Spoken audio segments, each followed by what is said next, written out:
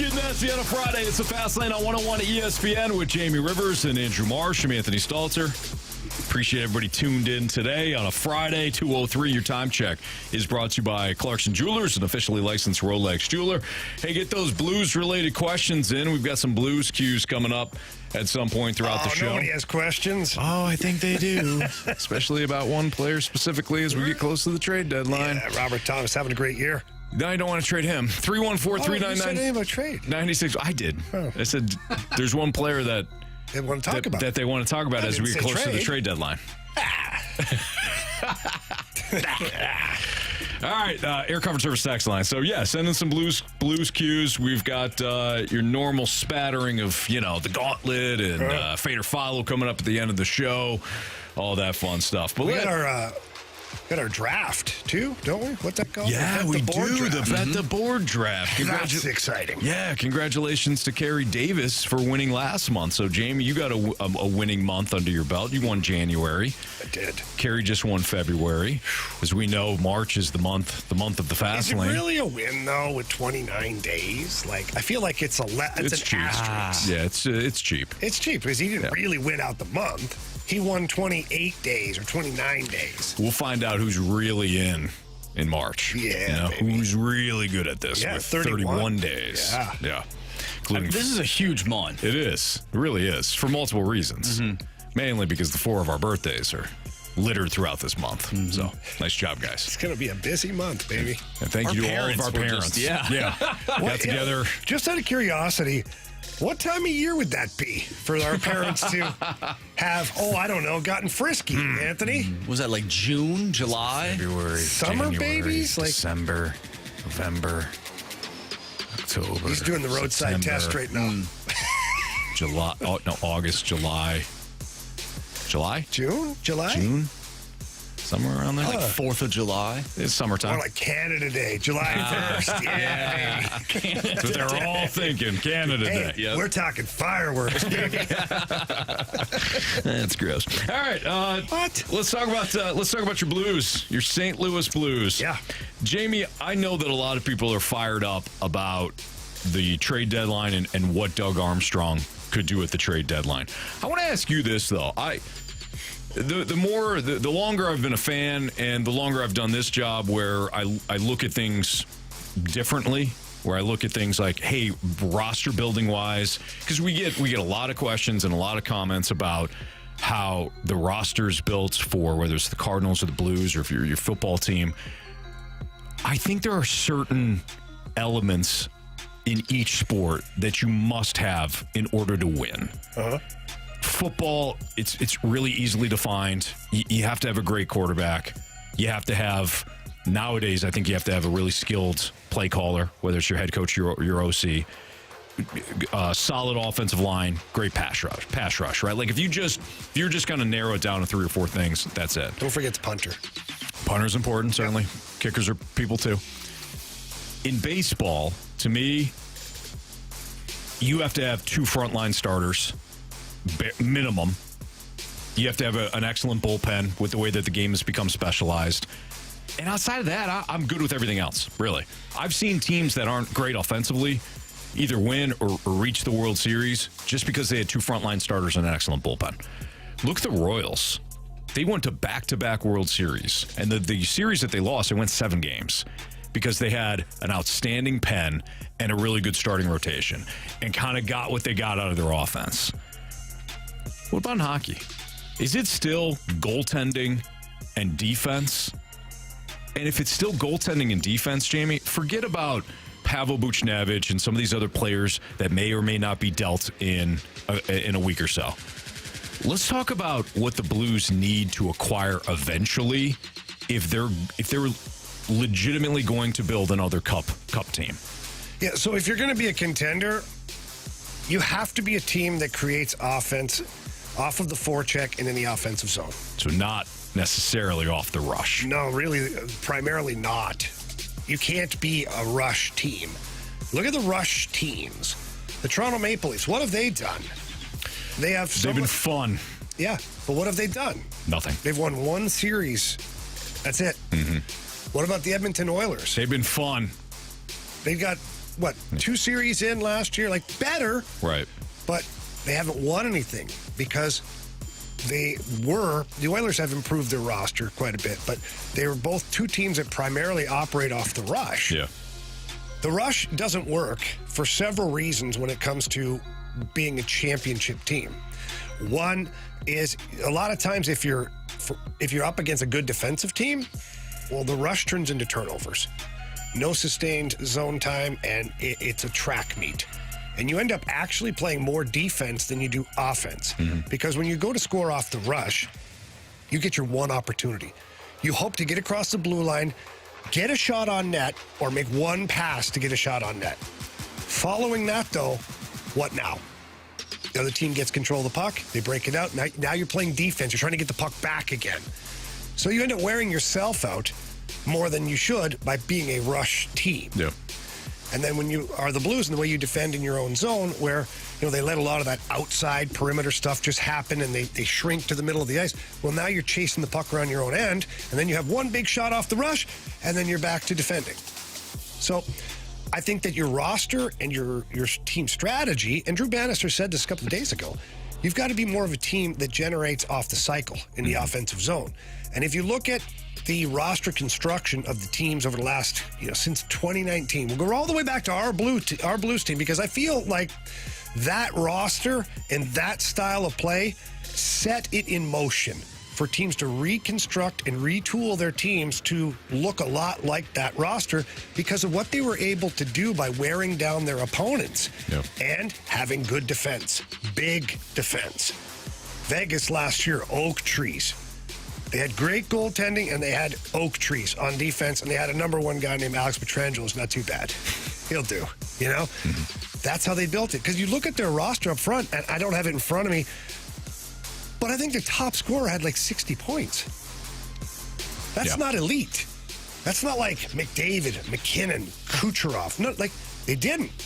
They played solid defensive hockey, and then when they got in the offensive zone, they made you try and take it away from them. Cycle the puck, protect the puck, and you wear down your opponent that way. Yeah. When you're a rush team, there's really not wearing down the opponent. They just have to defend well for one time. And after that, it's a puck battle. And if they're trying to outscore you. That's it. Yep. And then, but where it really screws things up is if you're a rush team and you're playing against a puck possession team. So now you're headed up the ice, you're making passes and all this stuff, and you get your one shot on net, and then the other team comes down with puck possession and makes you defend for 40 seconds. Right. So now you've wore yourself out. So again, for me, I think style of play and roster construction, if you're looking to win a championship, is obviously the goaltending, good defense, but then your strategy from an offensive standpoint is to possess the puck in the offensive zone, work the puck off the cycle, and wear down your opponent. So I want to get into this probably this hour. We're going to revisit this. So now that you've laid it out from a general standpoint, how do the Blues specifically get back to that? So we'll talk about that at some point, because I think you laid it out there where ultimately, what's the goal? The goal is to win the Stanley Cup. Yeah. What is the quickest path to winning the Stanley Cup? Because I wonder so much if GMs and presidents, they get in the habit of, I got to shore up all my weaknesses. I got to get better in each position. Do you? Or are you losing sight of the fact that you need that straight, what is the quickest path between two objects? Yeah. It's that straight line. The way I look at it is a lot of times, I don't know, I'm not talking about Army, but a lot of times GMs will look at what they need in a second line center or a right wing or a left defenseman. Instead of, for me, I'd rather put together a list of players that I like via trade or free agency and see which players fit into the style of play I want my team to play. Mm-hmm. So not just the best available left winger, because that guy might be a rush player. And who knows, right? Maybe he's not good defensively. And now that counters a couple of things you're looking to do. But maybe it's that second or third tier winger but he plays the right way. He's David Perron-esque. Yeah. You're like, okay, I'm going to add him because he fits the style of play that we need to play. So instead of the player For me, it's more of the player that fits the style of play that you need to accomplish. So that's the way I would kind of look at it. That's Jamie Rivers. I'm Anthony Stalter. It's the Fast Lane on 101 ESPN. Somebody said that the Cardinals should absolutely hammer, or people should actually absolutely hammer, if you're betting, with our partners at FanDuel, of course, hammer the Cardinals at 84.5 wins. So over 84.5 wins. Mm-hmm. Are we missing something as we talk about the Redbirds? You don't believe. We'll get into that next on 101 ESPN.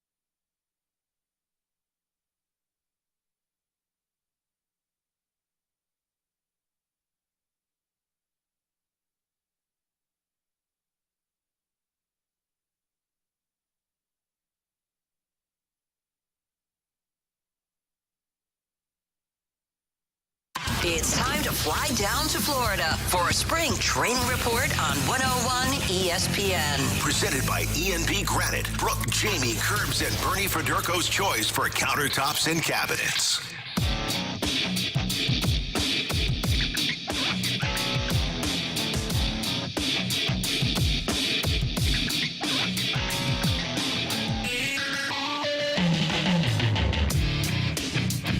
Jamie Rivers and Andrew Marsham. Anthony Stalter. Carey's got the day off. He's been feeling under the weather, but he had this day off, and then he's got Monday off, so we won't see Carey again until Tuesday, but we appreciate everybody tuned in here in the Fast Lane on 101 ESPN. So here's the guys at John Boy talking about the Cardinals and a certain wager that they absolutely love.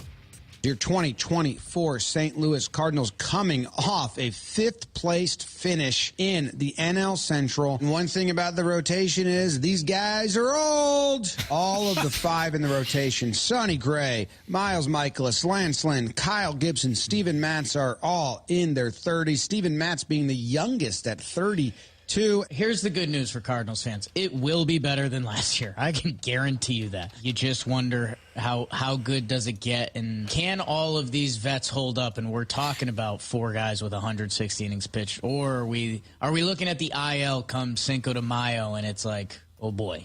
I think they're skilled. I don't think it was a lack of talent. Like, they got stunned early on the season and just didn't recover. If they were in on Snell or Monty, they go from the Cards will bounce back, right, to like World Series Cardinals talk. What's the over-under? The over-under is set at 84.5. Over. I'm also over. I'm also over. There you go. Hammer the over on the 84.5. I always find it interesting to listen to people from outside of St. Louis talk about the Cardinals, because it tends to be, and I'm not talking about the people that necessarily cover baseball or they know all the ins and outs of what maybe the Cardinals might be thinking. I'm talking about fans that also do podcasts like this group, and they're not necessarily paying attention to the Cardinals all the time, because you get the overall vibe of they're the Cardinals, they'll be fine. And I wonder if we're too close to it coming off of last year to realize, yeah, last year, I often said it throughout it's not an aberration. Last year was a building, a culmination of moves and missteps along the way that led you to that. But listen to those guys talk. They're right. They do have skill. The rotation should be better. I like the bullpen much better this year than I did a year ago. So 84.5 wins, you look at it, and if you're somebody that bets on FanDuel, would you hammer that thing? Yeah. So here's where I go with it. And I think it's natural for a fan base. To your point, we're in it every day with the Cardinals. And for us, it's fresh on the brain last year still. But for people who are outside of St. Louis, it's really not. It's forgotten about. Right. Because that team no longer exists. This is a new team. Yeah. New year, new team, new rotation, But it's still the Cardinals. Yeah. So for us, we're like, well, we saw this last year, and this is what they said, and this. But for outsiders, and I don't know which way's right or wrong yet. Mm-hmm. Is it the people who are dialed in on a daily basis, or the people that are somewhat removed? I'm not even joking. I don't know. I'm not even joking. It's the latter. That's worse or better? That's better. Because you don't get inundated with all the information. Yeah. You're not. I think information is great, and if you can read the signal and the noise, if you can read the signal and eliminate the noise, you're good. But I think the three of us, when Carey's here, talking about it over and over and over and over, you can really talk yourself into. We beat the piss this team's out not of it. good. For sure. Continue. It's not even moving anymore. We're still beating it. Exactly. Yeah. Exactly. And then it starts moving again. Yeah, I mean, it's pointless for a bit. Mm-hmm. Then obviously it gets better. Absolutely. But the Cardinals, with their situation, they've revamped things. Mm-hmm. We feel like it's the same. But outsiders like John Boy and some of the other people we see, MLB Network and that, they have a completely different outlook on it. And it's kind of weird to look at that and see such a discrepancy in opinions. And then you think to yourself, you're like, well, they don't know crap. What do they know? They're not here every day. Right. Exactly.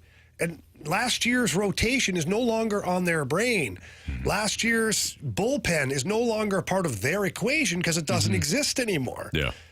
So, yeah, I think it's, again, I don't know what's better, but I do find it interesting when you have differences of opinions with the same damn roster. They're not biased, Marsh. Like, we're biased to not only last year, but what we have been seeing. It goes back to what I said a couple of minutes ago of this is a culmination. We can kind of see it coming. Here it comes, here it comes, here it comes. Mo didn't do enough. There, see, boom, they're screwed. But they don't have that same bias because, to Jamie's point, they're not tied in as much. You're right. They've moved on. All they know is like, the Cardinals will be fine because they're always fine. Yeah, I just think like fans, we see the trends of where this team has gone, whereas these guys, they see, okay, the Cardinals made the playoffs in 2022. They made it in 2021. They didn't make it last year, but yeah, that's 1 year out of who knows how many years that they did not make the playoffs. They'll be back. Like, it's no issue, whatever. I'm looking at it, and I'm sure a lot of fans look at it. 2021, you needed an incredible run to even make a wild card game. Right. In 2022, you needed Albert Pujols to resurrect your team. Which, by the way, real quick, since you brought that up, I don't know why it didn't come to me yet, but you talk about like that streak. Schilt is a god to some people. Yeah. They had to have that streak To even make the wild card game. make the wild card game. Yet Ali What was it, gets 17 in a no row? credit. Yeah, gets no credit 2 years ago because that was all Albert. Why we pick and choose whatever fits our narrative at the time. Go ahead. Sorry. But Albert had an incredible run. Like, if you look at like Goldschmidt, even though he had his MVP season, he started to sort of tail off at the end of that year. But Albert came in. I feel like his presence alone and him playing well sort of resurrected that team. And then last year, you didn't have any of that. Like, you didn't have anything to rely on. Yeah. So I think there's trends, and when you see trends, you start to follow the trends. And I also think, and maybe this has something to do with it, but like the Blues, seeing them be bad last year and then seeing what we're seeing now, maybe that has creeped into people's minds like, man, nothing really changed on that end. What's going to change for the Cardinals? Because they're kind of throwing out the same roster for the most part. Sure.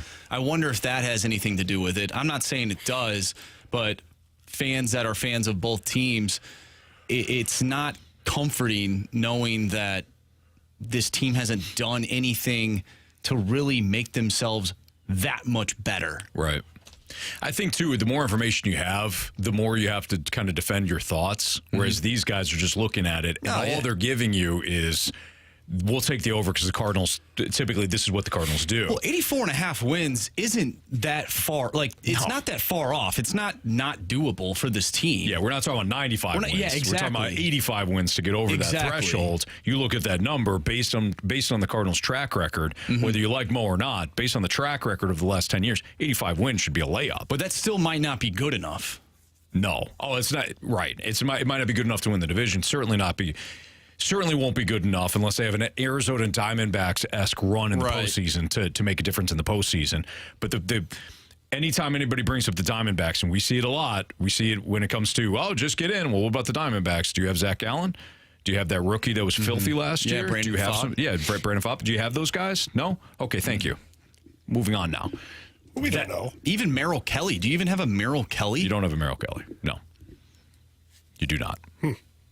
But maybe someday, Marsh. Maybe. We're crossing our fingers on this. All right, it's Fastlane on 101 ESPN. You guys want to do let's do 4 downs. Let's do NFL 4 downs next. I was going to get into some free agent quarterbacks. Right, yeah. NFL 4 downs, including kind of some interesting stuff coming out about McCole Hardman. Doing some things with the Jets. Super Bowl champion. Yeah. Yeah, doing some things with the Jets that maybe he shouldn't have. That's next on 101 ESPN. Prove it.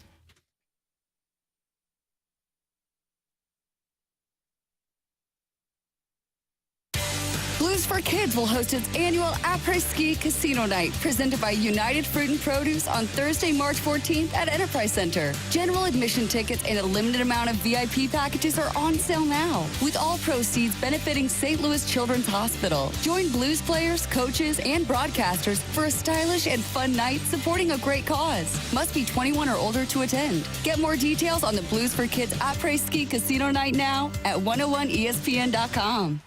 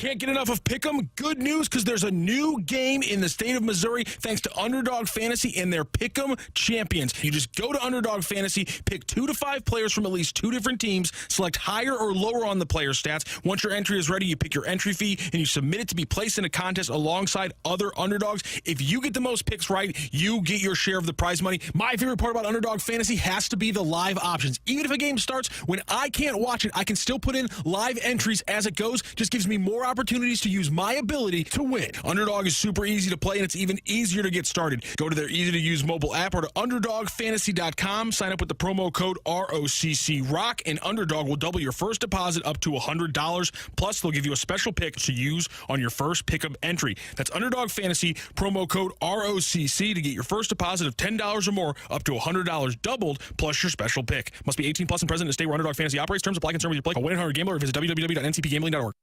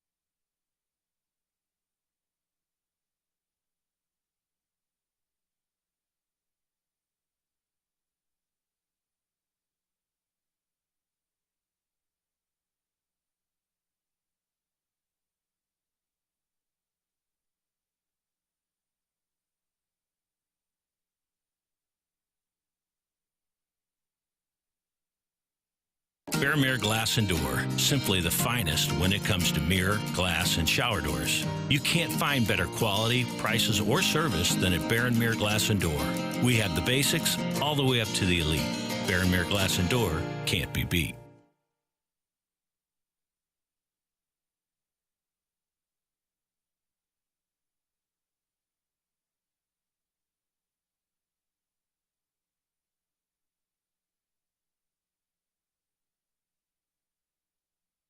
Catch the Balloon Party with Tim McKernan and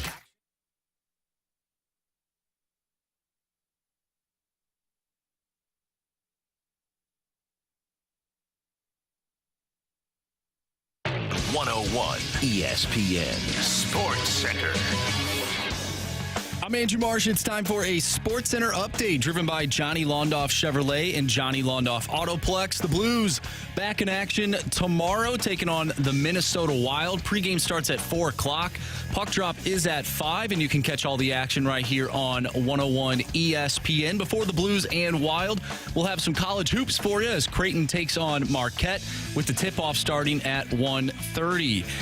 The Cardinals, we just talked about them. They just won 3-2 over the Mets in spring training. They're back in the win column. We'll talk a little bit about the Cardinals throughout the remainder of the show, but we are going to dive into the NFL with our NFL 4 Downs. That's coming your way next right here in the Fast Lane.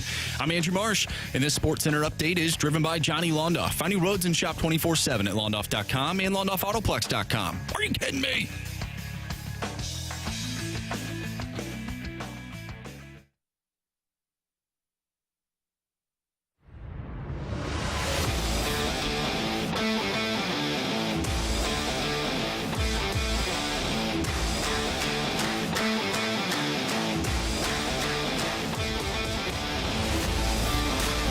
There's some buzz on Twitter that Jordan Montgomery could be signing with the Cubs, but that's all it is right now is buzz. We'll monitor it. If you're wondering, hey, what's going on? I just got talking about this. We're monitoring the situation. We'll see if Jordan Montgomery winds up signing today, and if it's going to be the Cubs. Trust us, we're going to spend a lot of time talking about it, and how ticked off you are.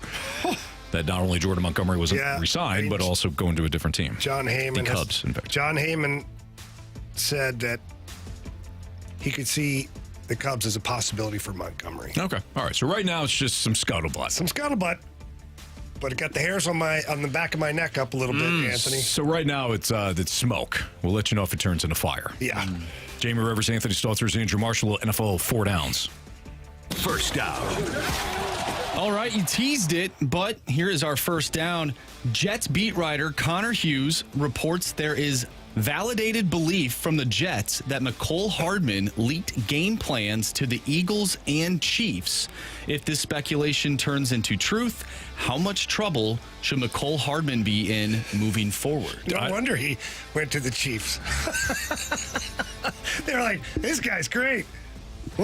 Thank you. We'll have him back because they drafted him. So I don't know how you guys feel. If it's me and I'm the NFL, this is worse than Jameson Williams and some of the Calvin Ridley, some of these other guys. Calvin Ridley made it a little different because he actually bet on the team he was on, which is dumb because it was the Falcons. But like Jameson Williams betting on college football and being suspended for that. To me, this is worse. And I'm not just saying it's because it's a betting thing. What I'm saying is if you're leaking game plans to your opponent, that is way worse than being on team property and wagering on Alabama to cover the spread against LSU, which has nothing to do with the NFL.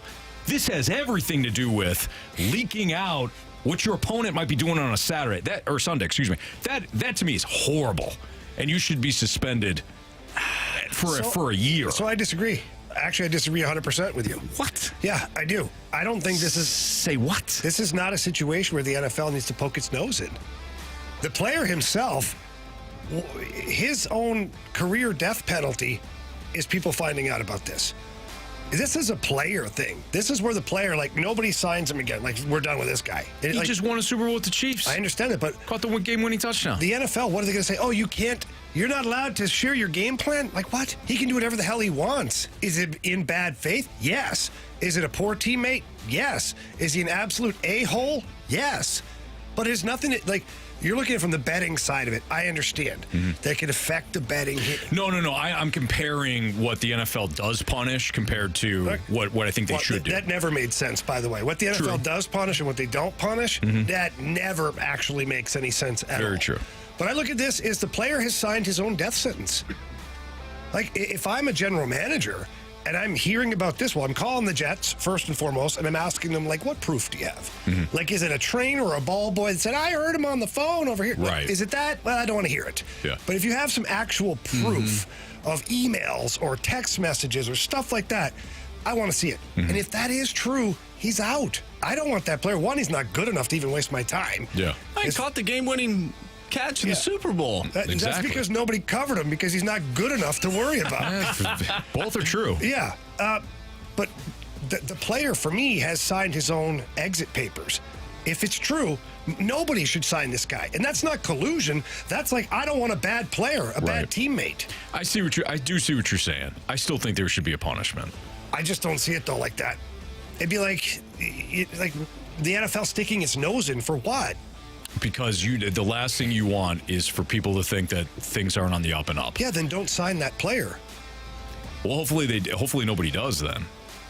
If it is true, and I think there should be, I do think there should be an investigation. Now, think about what they did to Tom Brady for fondling his footballs. Yeah, but he had softer balls. It was easier for him to handle them. And the NFL did what? They punished him. But that was an in-game advantage that they deemed for the player. This guy's handing over game secrets to the opponent. But the opponent can either use them or not. And the opponent can either determine, are they true or are they lies? Yeah. Now, he did this while he was with the Jets, right? Not when he was with the Chiefs and then came back over and was like, hey, I know some stuff. Right. The funny thing, because that happens all the time. Right. I remember the very first thing when I got traded to places and you play a rival team, it'd be all right, so walk us through, this is what we're seeing, Oh, sure. And you're like, okay, well, here's what they do on the power play, what they did do, because you never know. Things change. That's way different. You were released or you're traded, and now you're on a new team. You're trying to help your new team. This is different. You're wearing the midnight green there, or whatever the Jets. I guess the Eagles are midnight green, but. What would the Jets be then? Just green. Aren't they almost the same? They're gang green. What? Gang green. I don't know if that's a good thing. They're more like Irish green. The funny thing is they beat the Eagles, too. That was one of the teams mentioned. They beat the Eagles. Yeah, because he probably gave them the wrong game plan. He screwed up. It's oh, man, I'm sorry. That's what they're doing. That was for week 8, not week 9. That's my bad. I'm sorry. All right, go ahead, Mark. Second down. NFL Network's James Palmer believes the Falcons are a dark horse to sign Baker Mayfield. Better landing spot for Shaky Bakey, Tampa Bay or Atlanta? I think wherever Kirk Cousins to me is going to dictate the market with those teams. If I'm Tampa Bay, I'm all in on Kirk Cousins because he's an upgrade from Baker Mayfield. And you saw what Baker Mayfield could do last year. Now, the Bucs have lost quite a few guys via free agency. Mike Evans being the number one guy, although he's not gone yet. He's just not under contract. Right. He could go back to Tampa, I guess. Yeah. So we'll see. But I think Kirk Cousins will determine, because there's rumors of Cousins to the Falcons, rumors of Cousins to the Buccaneers, and those are two teams that you just mentioned, like maybe for Baker Mayfield. I don't see the Falcons getting into the Baker Mayfield sweepstakes. I think they've had enough Baker Mayfields in their day. Right. I think they'd like to either go with a really young, talented guy or a guy that you know exactly what you're getting. Like a Kirk Cousins would be a great fit because you just know what you're getting with Kirk Cousins. And Kirk Cousins is a good guy, good leader. Like, I really learned a lot about this guy in that Netflix special because I used to think this guy's just painful. He's a dork, right? But if I know he's a lovable dork, like his teammates like him, and he's very well prepared. He works extremely hard. He's dedicated. I see Shaky Bakey landing in either Atlanta or Tampa, wherever Kirk Cousins doesn't go. I get the connection. People are connecting the dots here with Baker because Baker spent a little time with the Rams, and now, of course, the Falcons have two prominent guys from the Rams. They have Raheem Morris, who's the head coach, who's the DC with the Rams when Baker was there, and their new offense coordinator, Zach Robinson, was an assistant with the Rams. So it's like, hey, the Rams loved Baker Mayfield, so this makes a lot of sense. It makes no sense. It makes no sense to me. If Atlanta does this and then they bypass taking a young quarterback, they get what they deserve with this because they won 7 games last year. Maybe Baker makes a difference between two games for you. So let's say you win 9. You get in the playoffs, you lose the first round. And then what? Yeah. This makes no sense to me. Atlanta has got to either...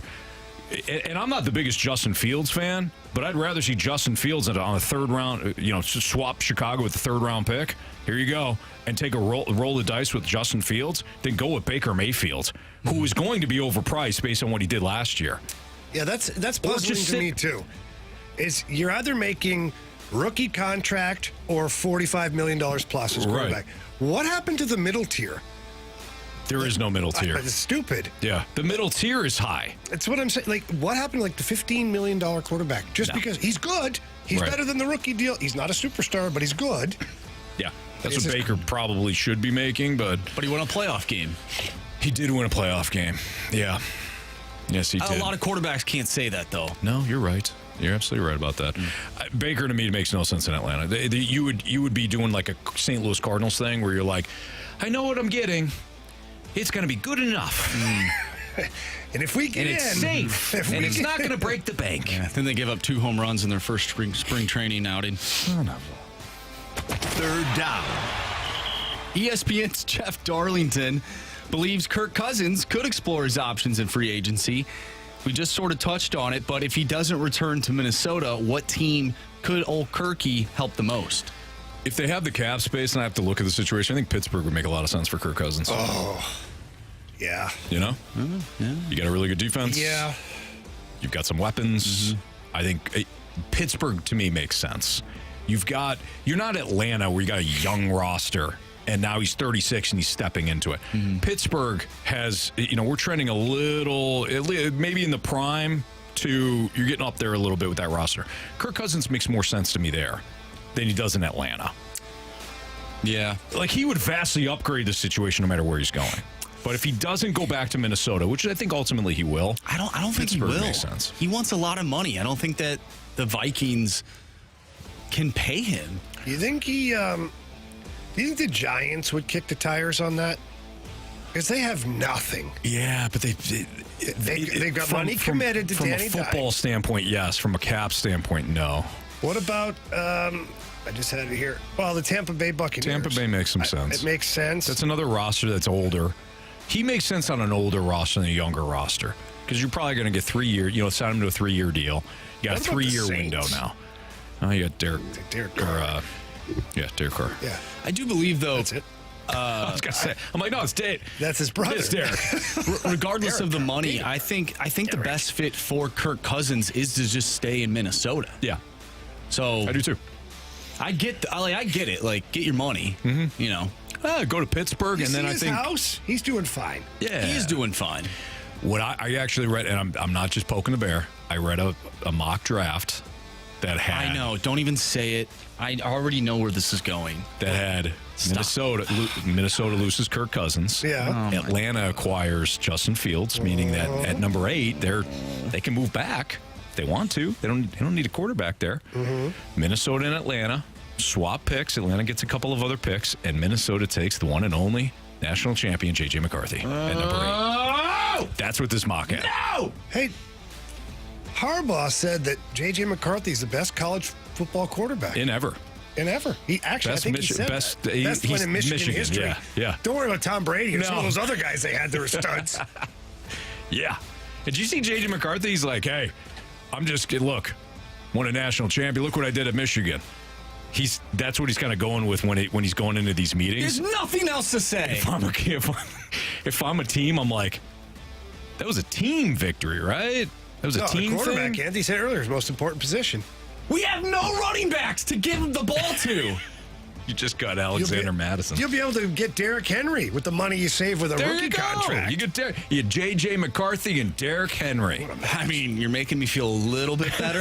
You're making me feel a little bit better. Yeah, Justin Jefferson. Brian Flores is still there with the Derrick defense. Henry's going to have to want to go to good old Minnesota. If they were to draft this guy, be tough for me, but they would have to go out and get they have to go out and get another quarterback. Marsh, I just feel like you and I are connected at the hip with some of these moves. I feel like J.J. McCarthy will go to either Minnesota or Atlanta. I just feel it.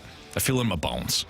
Oh, absolutely. Like it's going to happen. Absolutely. And I absolutely hate it for both of us. I don't want him. Which means he's absolutely he'll go to Minnesota. We need the Bears to take him number 1. Based on the success he had at Michigan. Oh, my goodness. That'd be funny. That would be a Bears thing to do. Yeah, it certainly would. All right, just real quick. We'll answer this next one real quick. 4th down.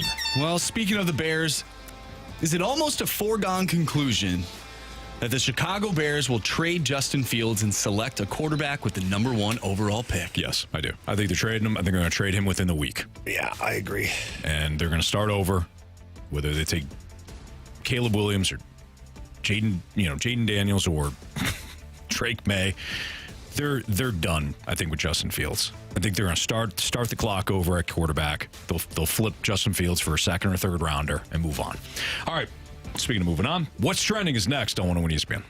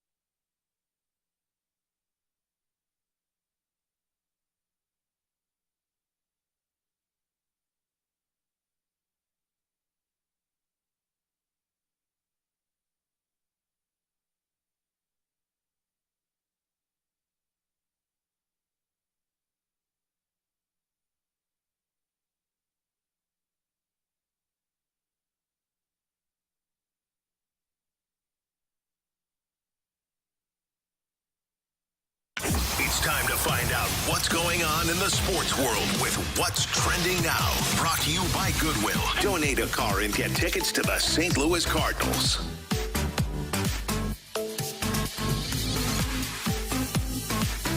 Welcome back to the Fast Lane here on 101 ESPN with Anthony Stalter and Jamie Rivers. I'm Andrew Marsh, and it's time for What's Trending. Gentlemen, Fanatics has spoken. Ooh, what do we got? Spicy. CEO Michael Rubin is calling foul on the criticism. He was speaking at the MIT Sloan Sports Analytics Conference today, and this is what he had to say. He said they were in a difficult position because they feel like they've done everything they were told to do. In quote, a difficult position for us. We're doing everything as we've been told, and we're getting the blank kicked out of us. So that's not fun. That is via Michael Silverman of the Boston Globe.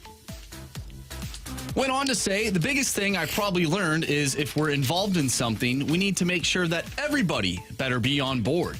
They got certain players on board, not all players on board. A lot of people are calling them out, saying that what this statement is a joke and they're not taking accountability. What do you guys think?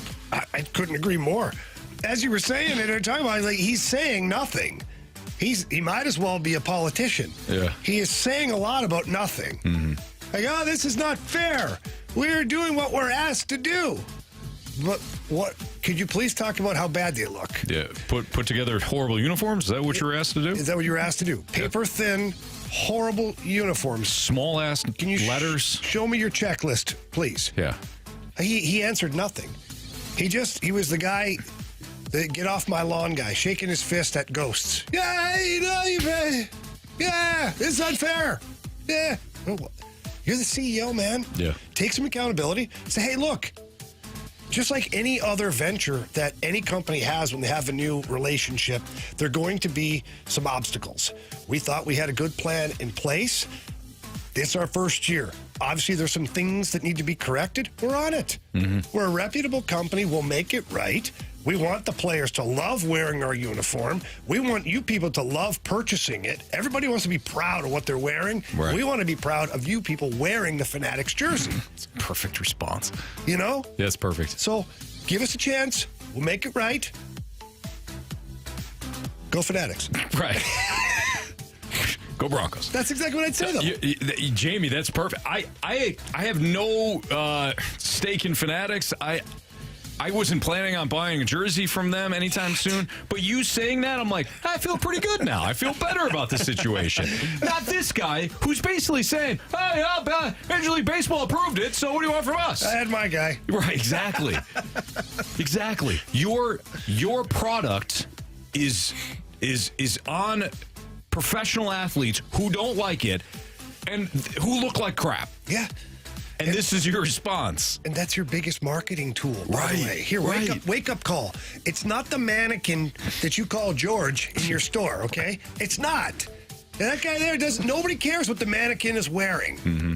They care that Shohei Ohtani has that Dodgers blue on with great lettering, great stitching. You're like, man, I can't wait to get my hands on that. That's your walking commercial as he goes out to home plate. That's why you paid all that money. That's right. And now you've got guys walking out there, they're pulling it out of their butt crack and their see-through pants. And it's like, guy's name is wrapped around his entire back. Such a bad or look. tiny. Like the lettering. Small. The lettering is tiny. The font is terrible. It's terrible. The lettering is tiny. They did it wrong. So again, your biggest marketing tool, the players. Get it right. Yeah. This brings me back to the St. Louis Blues mid-90s when they went to the clown jerseys. Mm-hmm. Players didn't like them. Not one player to the media, to fans, to anybody said, I can't wait to wear that. Nobody. So what happens is fast forward a 4 years later, Jim Woodcock, thank you very much again for what you did. He comes out with a new version, which almost looks identical to what they have now. And players couldn't wait to put it on. Brad Hull walking around with it on, doing a photo shoot, talking about how amazing it is. The papers taking pictures and writing articles about a jersey. Why? Because it matters. Yeah. Matters to the players. Mm-hmm. But no, I don't know what you want from us. It's a great response. We did our job. Look, the crap jerseys are staying. You're welcome, America. Like, It's your fault. and you're talking about the Dodger blue. Dodger blue-ish. Yeah.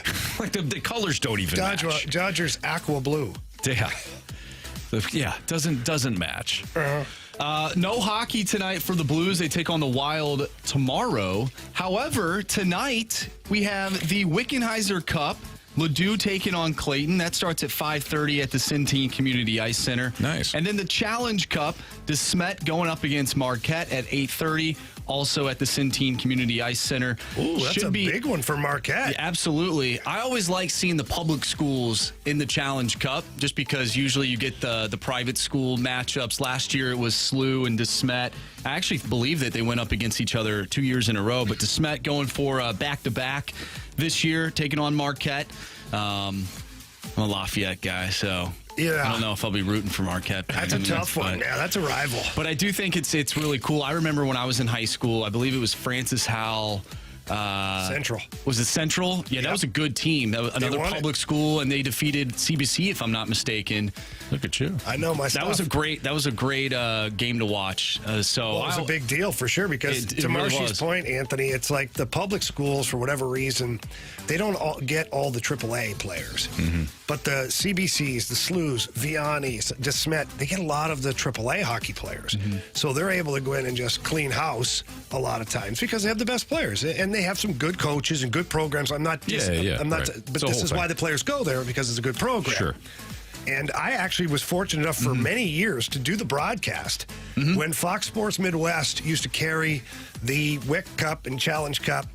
That was actually cut my teeth doing in-game color analyst for those championship games. That's cool. And I remember a lot. It's so much fun. It's actually really surprising that you don't have a CBC or a SLU in the final this year. And SLU, let me tell you, well, CBC as well, they travel, man. Those fans, they pack the place. It's always just littered. And DeSmet also, they have a huge fan base as well. So it's going to be fun to see what plays out here. These kids love it. And at Centene, I actually like Centene as a better venue for it. It used to be Enterprise, and, it would be 3,000-4,000 for the WIC Cup, but then it would be 12,000 or so but only if it was CBC or SLU, just because of so many people. Now that it's at Centene, you're getting 2,500 plus standing room, like jam packed. Right. It's like playing hockey in like the Thunderdome. Yeah. So it's cool. It's intimate. Yeah, it's really cool for these kids. And you can, if you can't go to the game, you can watch it on Prepcast as well. You can go to midstateshockey.us/home, and they have the links to the games tonight. So if you want to check that out as well, you can. And a little good luck to my buddy Gary Talkman. He's the head coach over there at Marquette. He's been doing it for years. He's been involved in Chesterfield hockey for years. He's a good dude. He's been doing it a long time, and I know that he really cares about the players. So this would be a huge deal for Marquette. So good luck, Talk. There you go. All right, that's what's trending here in the Fast Lane on 101 ESPN. We led up the show today talking about, forget the players that could be traded. How do you build a successful cup-winning team in the NHL? And Jamie broke down aspects of that. Well, how does that relate now to the Blues? Because we went more generic and general for hockey early on. How do the Blues get back to a roster like Jamie described in the opening segment? We'll get in that next on 101 ESPN.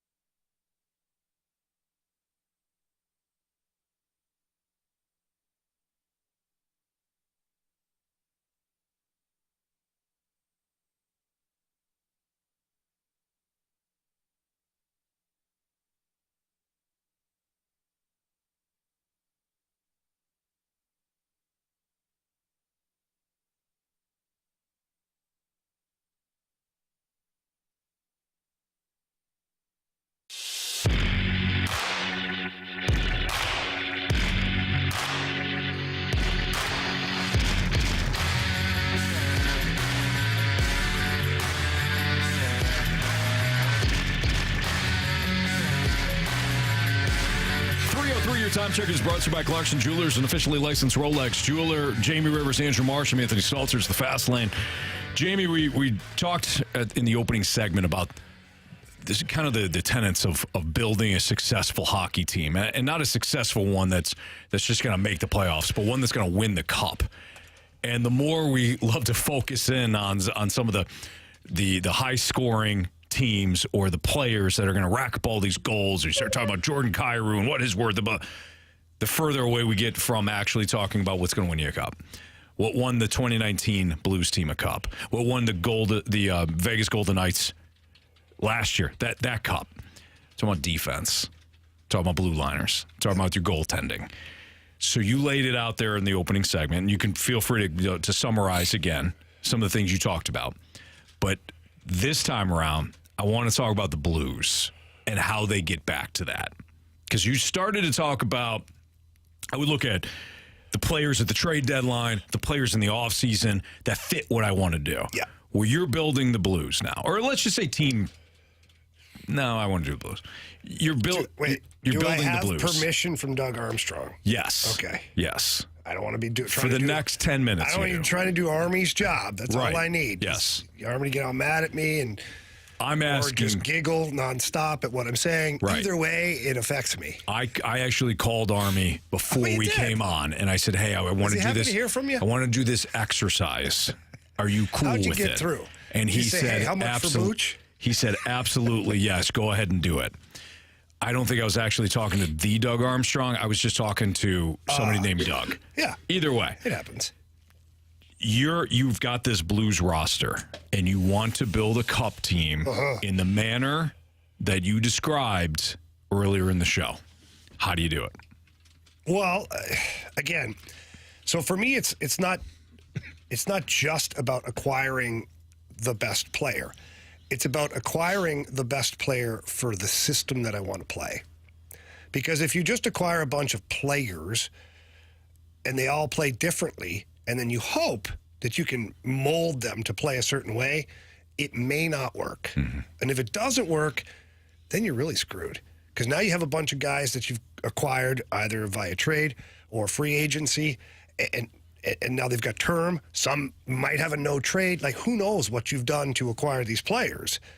And if they don't fit exactly the way you want to play, then your team is just going to be exactly the way it is right now, hovering around 500, and you won't be a contender.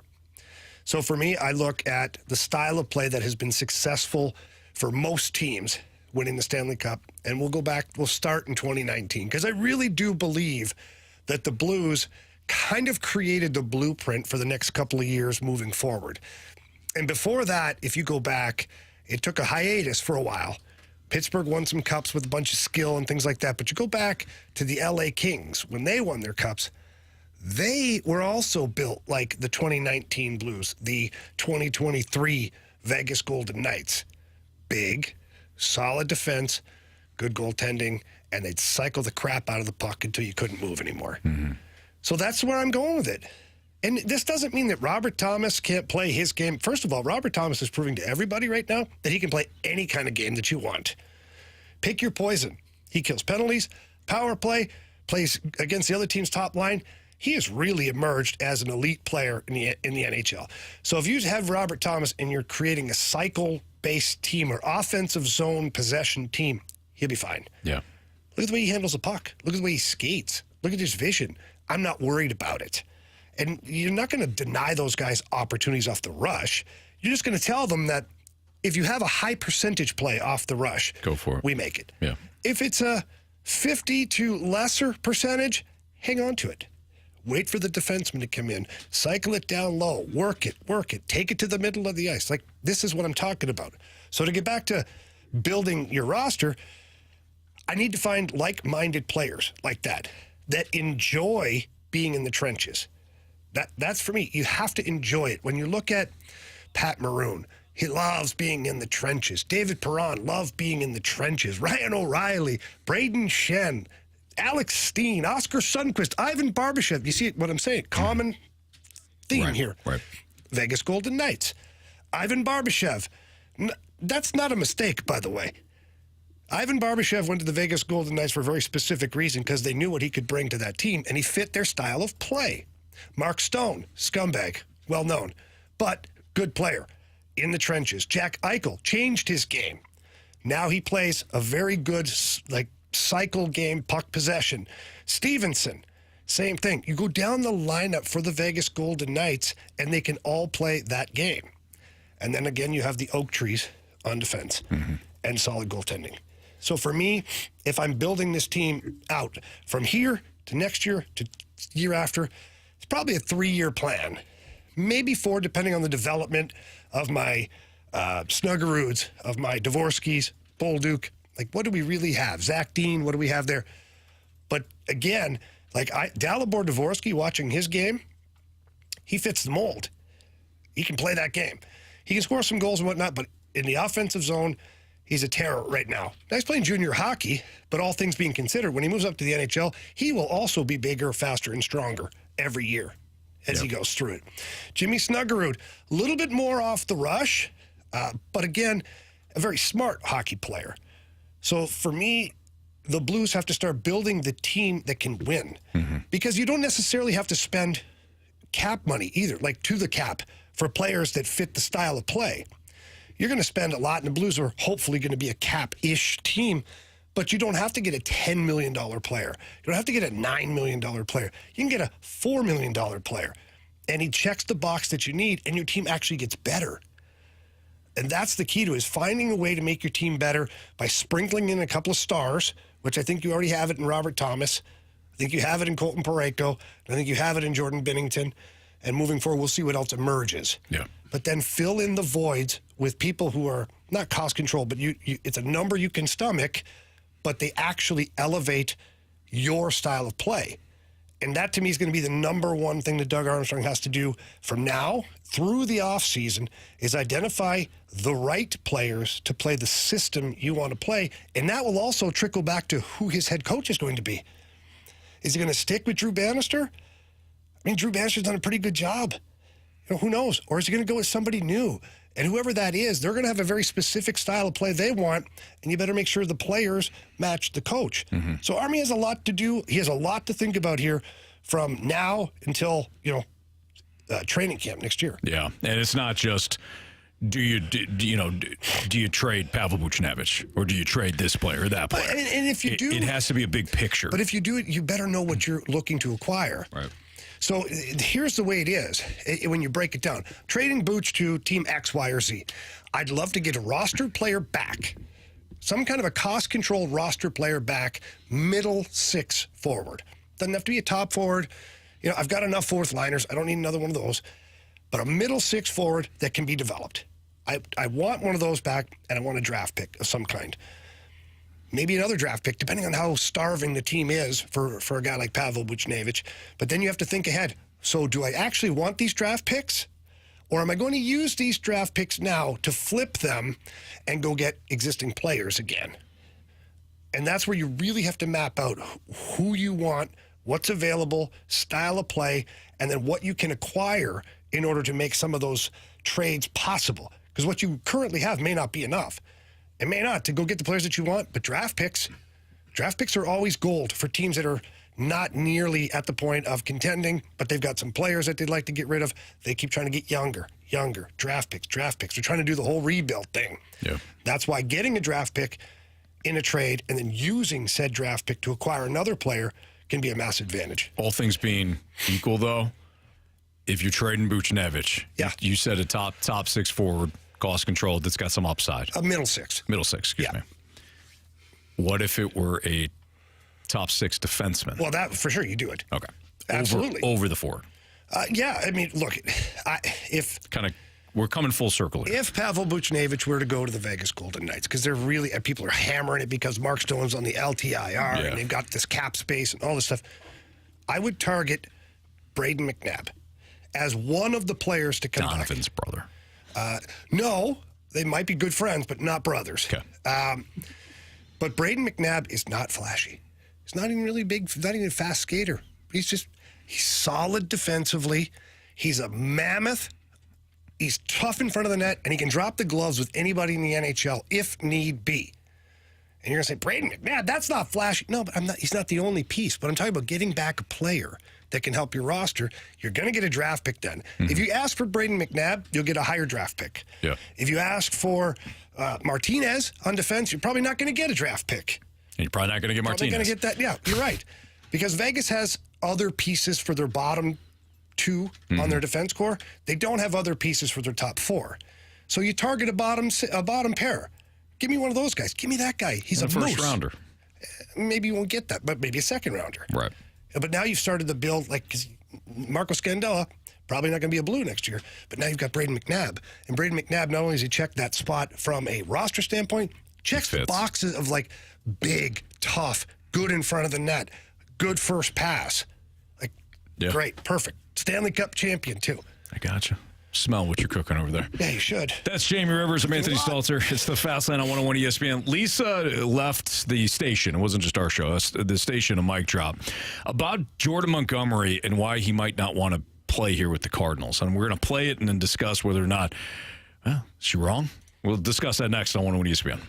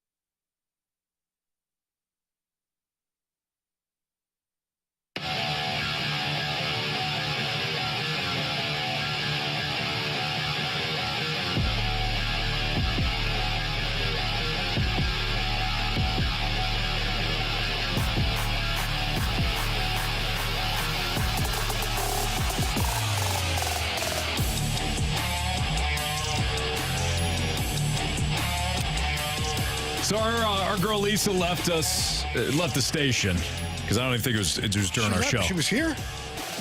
Oh, no. I mean, she left a mic drop for the station. Yeah. Jordan Montgomery, whether or not if he doesn't want to pitch here, and there's some rumors circulating the old interwebs that he could be going to the Cubs. Lisa talked about why we shouldn't be surprised if Jordan Montgomery doesn't want to pitch here. Here's what she had to say.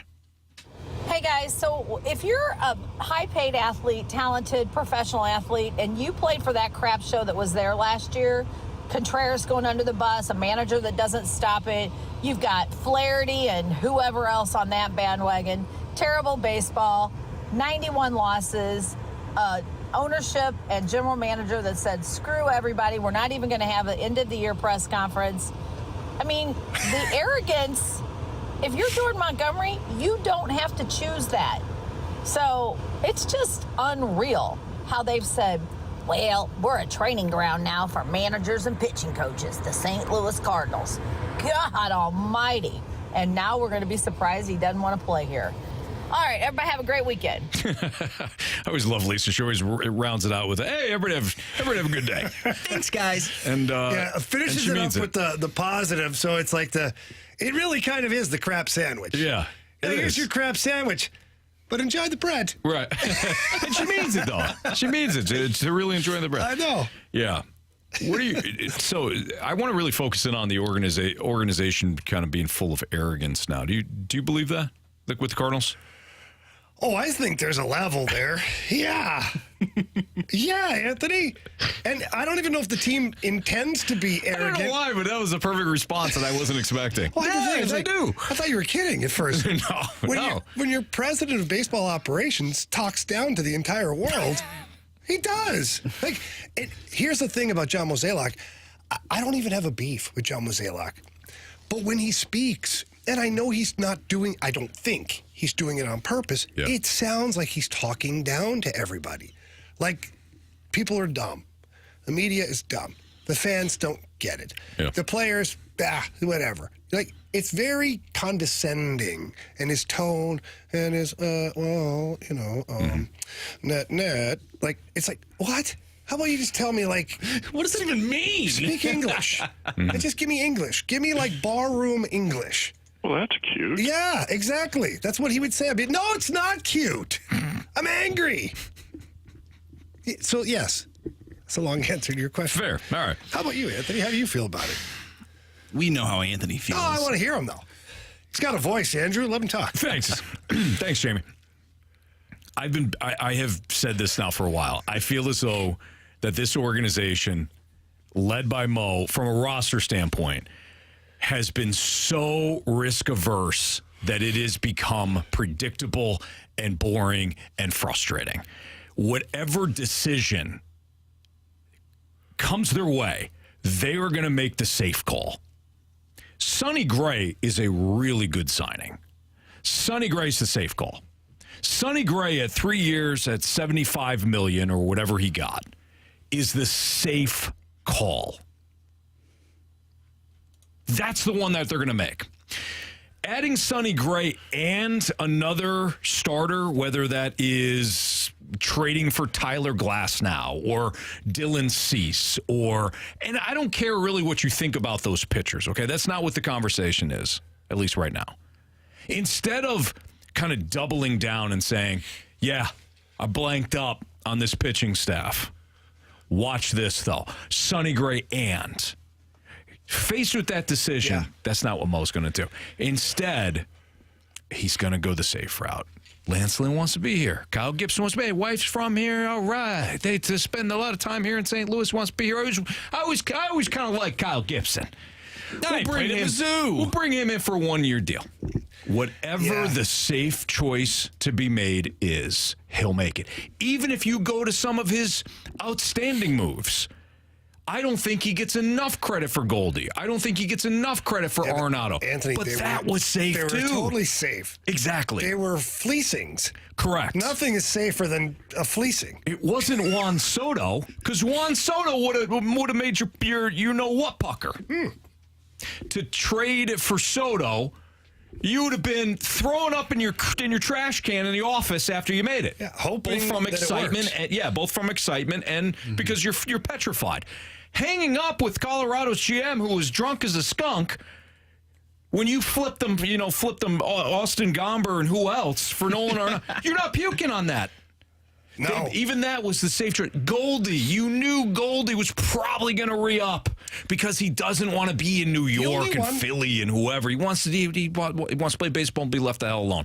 Hello, St. Louis. The only one that wasn't really safe-ish was Ozuna. It was Contreras, too. Because, now hear me out. $87.5 million for a DH, basically, because that's what he was, he portrayed as, a catcher slash DH, I guess, slash outfielder. They thought he was going to be a catcher. Yeah. Go ahead. I got to counter this. Go ahead. But it's, that, to me, for the Cardinals, they felt like that was, like, really putting themselves out there. Meanwhile, you didn't have a catcher, and you couldn't trade for one because you didn't like the puke point on getting, what's his name, from the A's? Bingo. Sean Murphy. Yes. And so now you were like, I can stomach $87.5 million on the best free agent catcher out there. Correct. And he wanted to be here. And he sold you on that when you sat down with him and you had some dinner, and he goes, I love Yachty. I envisioned myself in the Cardinals uniform, and that was easy. You're right, because Sean Murphy would have been that puke point. It would have been, I don't know if I want to give up some of these prospects to get the better overall catcher. So you went that route of, I will spend all of my free agent budget for one guy, and that one guy wants to be the heir to Yachty, and he's talking a good game. That was even safe. That was predictable when you look back, right? I am using hindsight on this, but that was even safe. So do I think the Cardinals are arrogant? Yeah, and you know what? They won a lot, so I think to some degree that there is some arrogance there that just comes with it. But I think ultimately, me personally, when I'm looking at this team and having covered the team for, going on 12 years now, I view this team the same every year. What is the predictable thing? That's the route they're likely to go. Sonny Gray was the most predictable layup. They weren't going to do Nola. They weren't going to do Snell. They weren't going to get Yamamoto. Sonny Gray was a Cardinal before the season ended. But I still don't hate that. I don't hate it either. I'm just saying it's predictable. But there's certain brackets you just don't fall into when you're an organization. Fair. And you don't necessarily have to be Yamamoto, Ohtani, or Snell. Or Montgomery. You don't have to be. My problem is the follow-up to it. My problem is, and I wish Mo would not have said or harped on, well, they wanted to be Cardinals. I wish he wouldn't have used that as his slogan. I wish he would have said, these are guys the Cardinals wanted. We wanted guys like this, and it just so happens they wanted to be here as well. That goes into your arrogance point. That, I think, was the arrogant thing. Where he's talking to the fan base, I think Mo. I wonder if Mo really has a real pulse for how ticked off the fans are. No, he can't read the room. I think he has a hard time figuring out why people get so angry at him. Right. Like, hey, we needed pitching. I got pitching. I got a guy, Lance Lynn. You like Lance Lynn. Yeah, you like Lance Lynn. You should have brought him back. You shouldn't have lost him. That's what the fans are ticked off about. It's not bringing him back now. But when he throws out there where they wanted to be Cardinals, I think he thinks the fan base is like, oh, yeah. Yes. They wanted to be. The fans don't care. They're past that point. Like, is it nice? Yeah, of course it's nice. But they want this dude to shove. That wouldn't have been my closing. Right. Like when you're closing a deal, that wouldn't have been my closing. Like, right. They want to be Cardinals. I'd be like, again, these are guys that the Cardinals wanted. And they're going to help us they're going to make us better. They'll make us better, and it's also great that they wanted to be Cardinals. Right. Boom. So, like, it's Cherry a secondary. On top. Yeah. Right. At this point, I would even venture to say the fan base is like, if there is a guy that is out there and he shoves for 9 innings, walks off the mound, and gives everybody the double finger, I'm cool with it. He's helping us win. Well, Lance Lynn's halfway there. Yeah. We don't know. He hasn't pitched yet. That's true, too. No, but he's got probably the double bird covered. I don't think so. No. Why hasn't he pitched yet? He's saving those innings. Yeah. But he's pitching on the backfields. They talk about he's pitching innings in the backfield, so he's still pitching. Okay, well, then what are you complaining about? That he hasn't pitched yet. He's pitching on the backfield. Yeah, but put him in a damn game. I don't write the. Like Gibby's already given up the home schedule. runs. Don't worry, Lance. You're not the only one. Maybe What? No. Yes. No, it's not. It's not Maybe too we soon at all. can get into this later, but I wonder if Mo like genuinely thinks that in order to win a World Series, offense is what you need instead of pitching. I think he has subscribed to that theory because it always used to be pitching. Well, the offense isn't that good, though, guys. Thank you. No, Like, but on everybody paper, talks, oh, this offense can bang. No, Yeah. like Can 19th it? in all of Major League Baseball. on last paper year. it looks like a good offense. Like On you look at paper the it does. names. Yeah, but the it looks paper like it that could be a shows good the offense. stats tells a different story. That's all what they look stats are you at. looking at? You should look at a different column. I did, all of them. That's all they look at, though. You know, a column I like to use runs scored, and it wasn't that scored, high. and W's. Yeah, that'd be nice. That's a huge one. Thank you. Thank you. NFL free agent quarterbacks. Can any of these guys actually make a huge difference as we talk about like Baker making all this money? We'll get into that conversation next on 101 ESPN.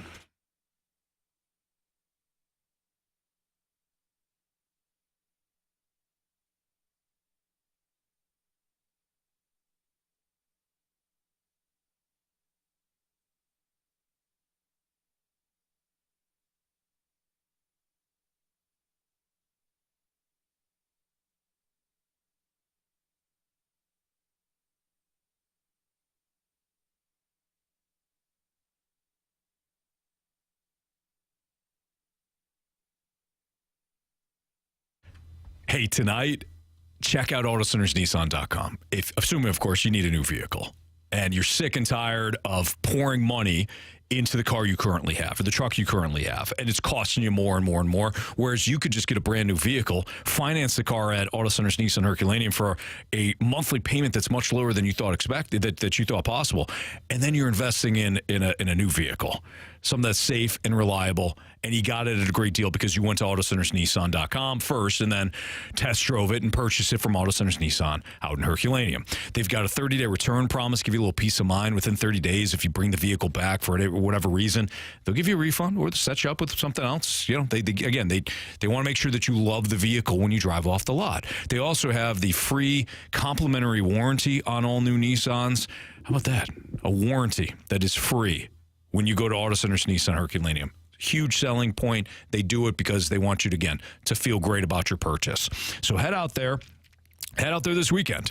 Check them out tonight, AutoCentersNissan.com. Peruse the 700-plus vehicles that they have at Auto Centers Nissan, and it's at one location, too. You don't have to worry about picking one out and then going there, and they actually don't have it on the lot. That's actually at their west location. No. It's one spot out in Herculaneum. Test drive the vehicle, and then go home with it and feel great about it. Auto Centers Nissan Herculaneum.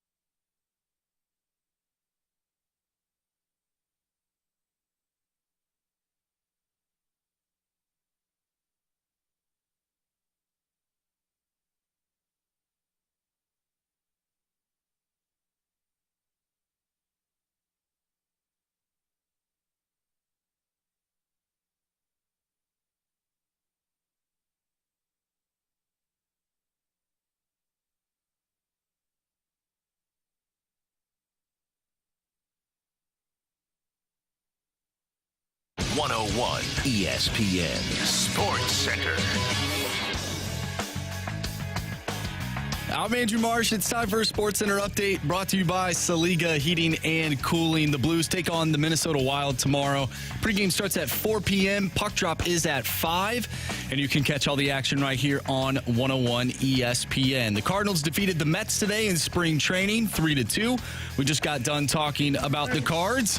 If you missed that conversation or if you missed anything from today's show, make sure you go to 101ESPN.com or use the free 101 mobile app. Just head to the podcast page. You'll find it there. It's all brought to you by Dobbs Tire and Auto Centers. And then tomorrow, St. Louis City SC is taking on New York FC. That is at 7:30. 7:30 start time for City SC. I'm Andrew Marsh, and the Sports Center update is brought to you by Saliga Heating and Cooling, independent American Standard heating and air conditioning dealer.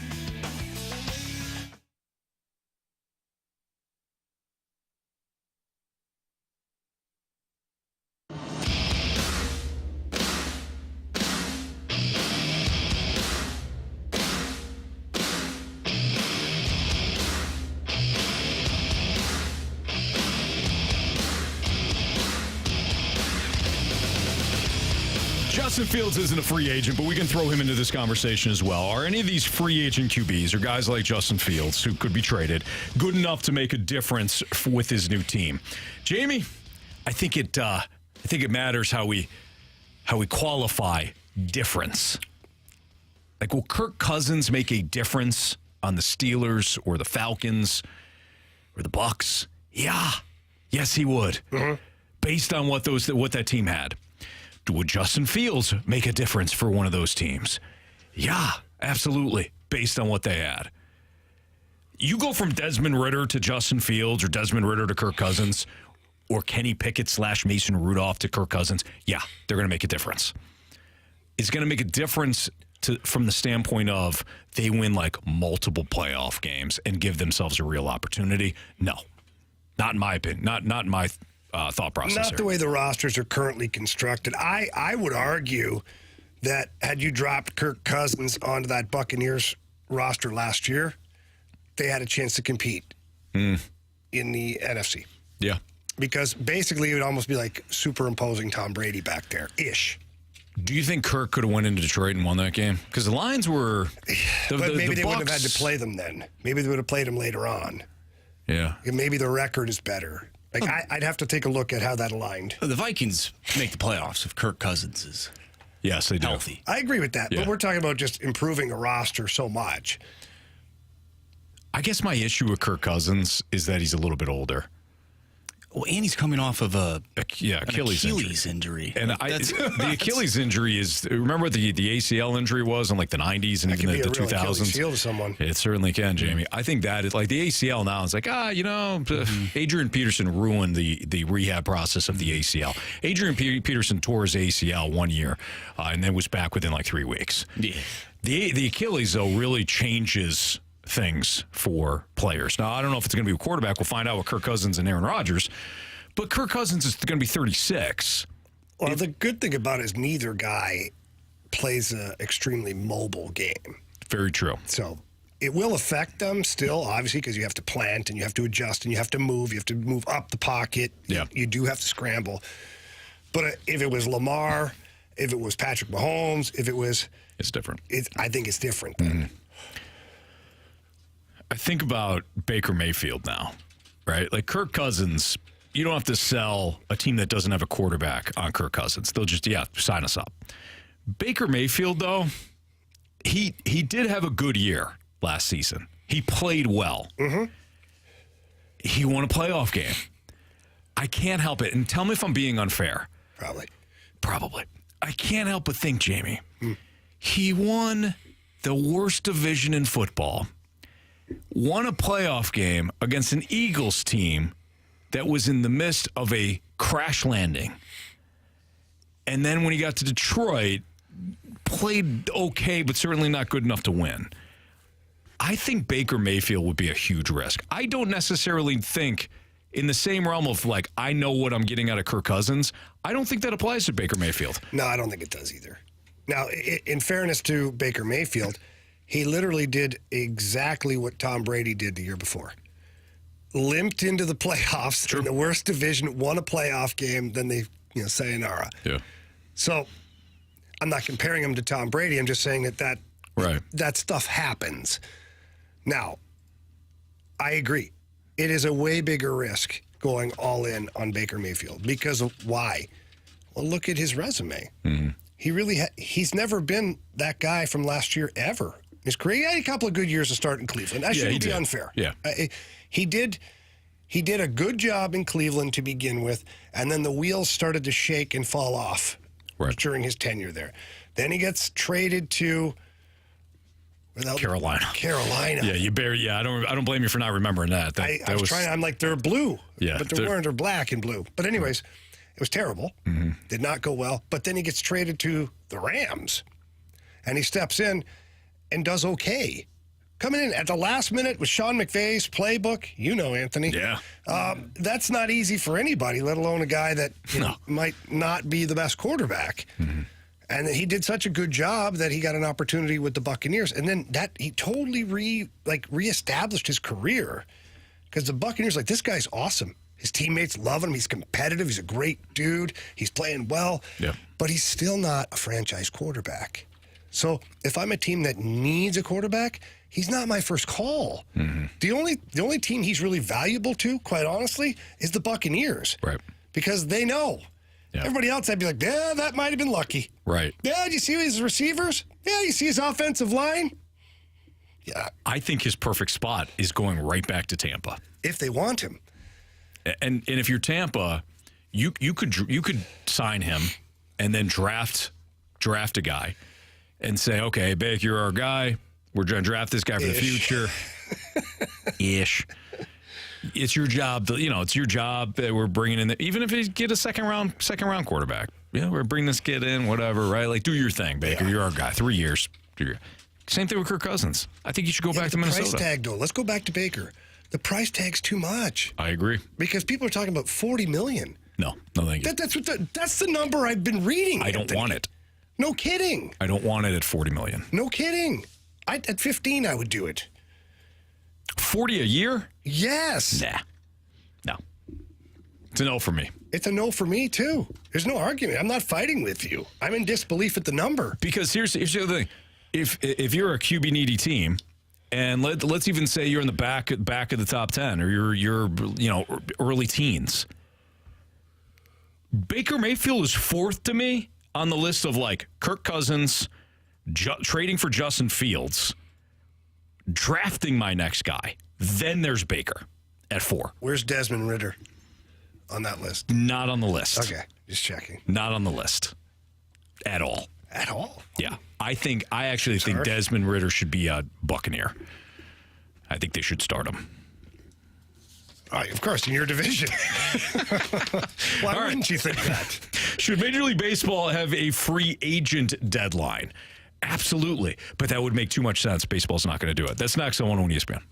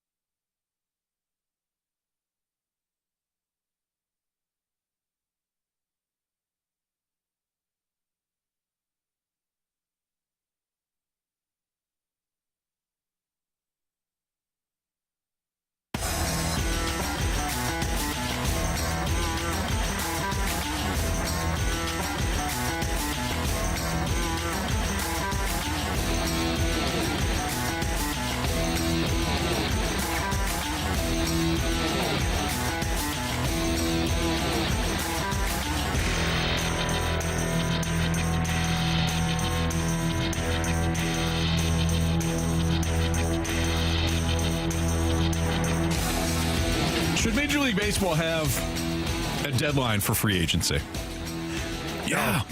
What? No. What do you mean no? No, because it's just dumb. It's stupid. How is it dumb? Well, it's dumb from the standpoint of the players lose all leverage then. I'm sorry. I'm a former player. I forgot. I'm not just here, the players aren't just here for your entertainment. Get your popcorn out. No. I'm the fan.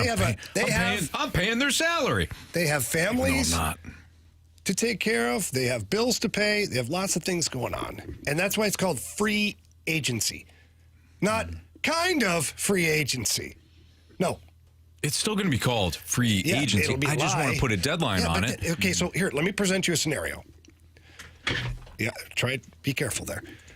Now listen with your big boy ears. Okay? Murphy, I already hate it. You settle down over there. Ooh, he's throwing chairs now. I don't care. So runs in the family. Mm-hmm. So you're Jordan Montgomery, you're Blake Snell, you're any free agent. Yeah. If there's a deadline, why the hell would I sign you before just squeezing you like a pimple at the deadline? Because that's a good point. The owners then just say, nah, we'll wait. We'll wait. And then right at the deadline, now guys are panicking because if they have a deadline and then they can't sign after, is that the rule? Then you're stuck at home for the rest of the year? Right. Then the owner's just going to squeeze you. There's no chance. It's not good business. In fact, it creates an unfair market. Jamie, you say a lot of smart things. This may have been your smartest. I was only thinking about it from a fan's perspective. I know. And from a fan's perspective, I want that rush. Right. Sign. Exactly. Ding, look at this. Yeah. And then also you're building excitement for the sport. But then the high-priced guys would never be signed.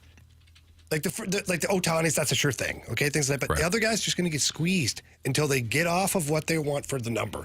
And at the last minute, 11:59, okay, we'll take that deal. I'll pay you $1,000 to play this year. I'll try again next year. That's the only part that doesn't make sense. That's a really good point.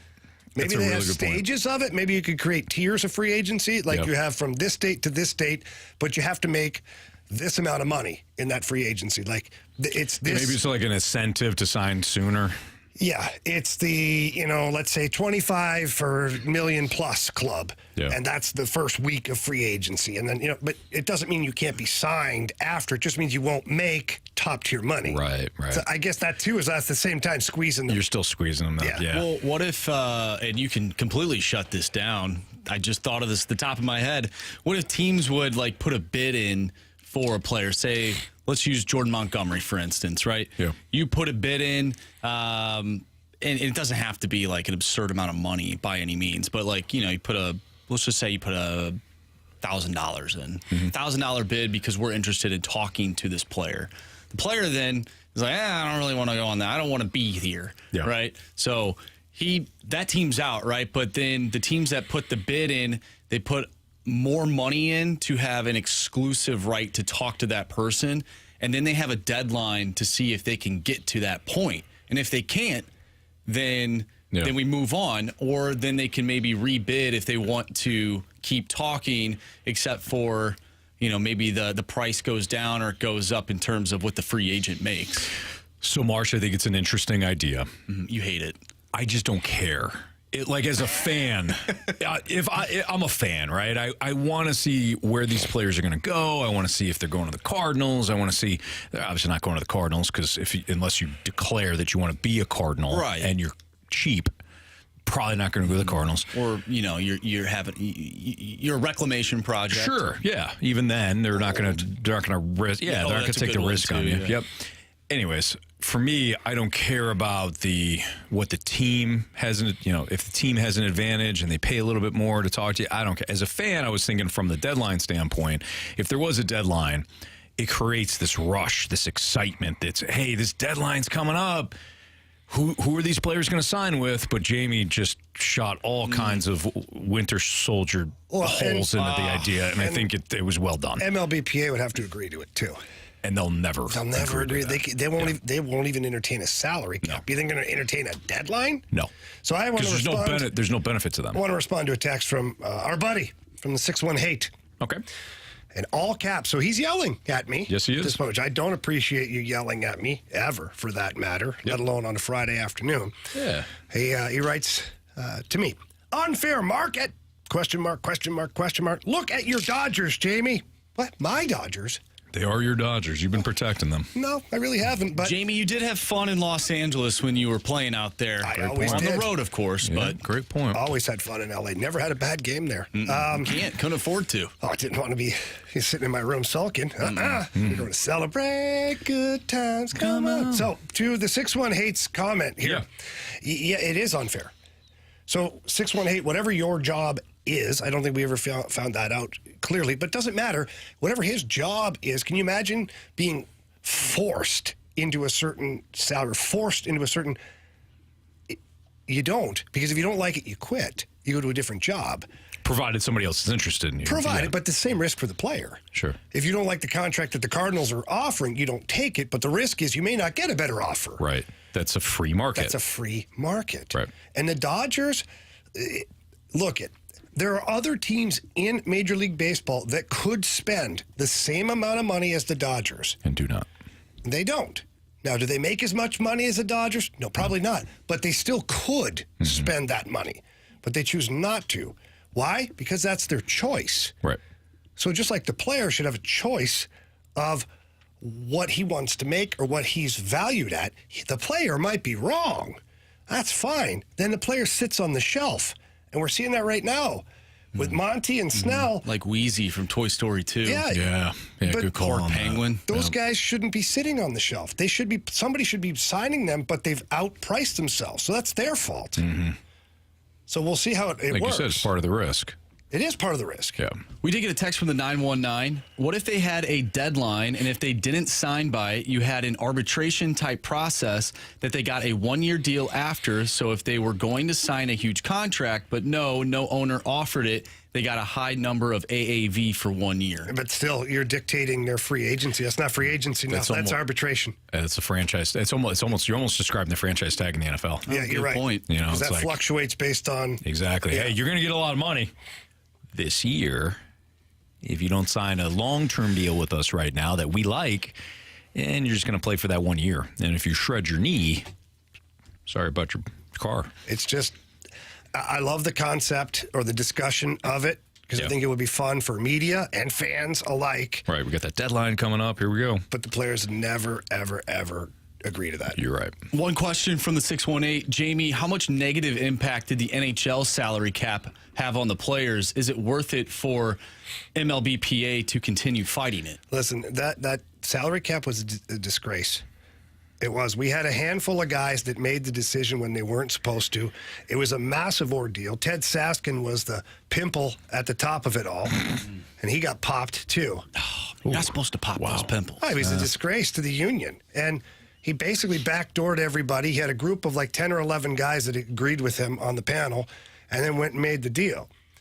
And the salary cap itself is not a horrible concept. It's not, because in theory, you want to have parity in the league. In theory, you want to force the lower teams to spend to the floor. Like you're forcing people to spend money, but you're also putting a cap on it a little bit so that people who do have an advantage aren't dominating the workplace. Like the Red Wings in 95 million that we had in 2003. 95 million. Okay? So, yeah, as far as the salary cap, it had a huge impact because the players agreed to this damn escrow. Who the hell does that? If I'm giving you a salary cap to the owner, if I'm giving you the salary cap, no, I'm not putting money in an escrow to make sure you make money.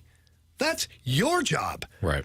You go sell me, the player. You go sell the game. Tell your sales staff to get off their butts and go do something. It shouldn't be my responsibility since I already gave you a break with a salary cap. So now you can determine how much we're going to make as players because we fit into the puzzle the right way. Now, if you don't make money, I've got to pay for your losses. So you're irresponsible. That's on me? No. That escrow was the dumbest thing ever. And the players will never get that back unless they go on a strike, and that will kill the game. That'd be the third and what? Well, no, it won't be a strike. No, those were lockouts. And as a player, you're saying a strike. There's a big difference. I'm saying like right after the deadline, right before the playoffs, the players strike. We're done. We're not playing. Major League Baseball did that in the 90s. They did. And the Expos that year lost the World Series because they were a damn good team. Yeah, they were really good that year. But that's the only way you could do it. Mm-hmm. And then what kind of publicity does your sport get? None. Fans would be irate. Yep. And even the lockouts that were owner-generated, the players took a beating because, they're high-priced babies. Imagine now a strike? So there's no reclaiming that escrow. It's done, man. But, man, was it nice seeing Jax play for the Missouri River Otters. Man, what a great team. March, you have somebody lined up for the Gauntlet? Yeah, Aaron's going to join us for the Gauntlet today. All right, perfect. So Aaron will face one of us next in the Gauntlet on 101 ESPN.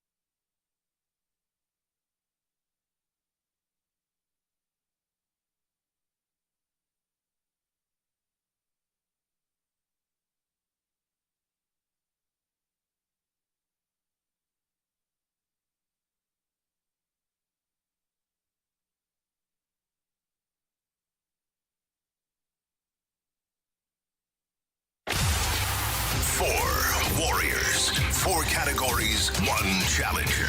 Can you master the Gauntlet? The Gauntlet is powered by Master, your hometown source for business communications for more than 30 years. Visit Mastor.com.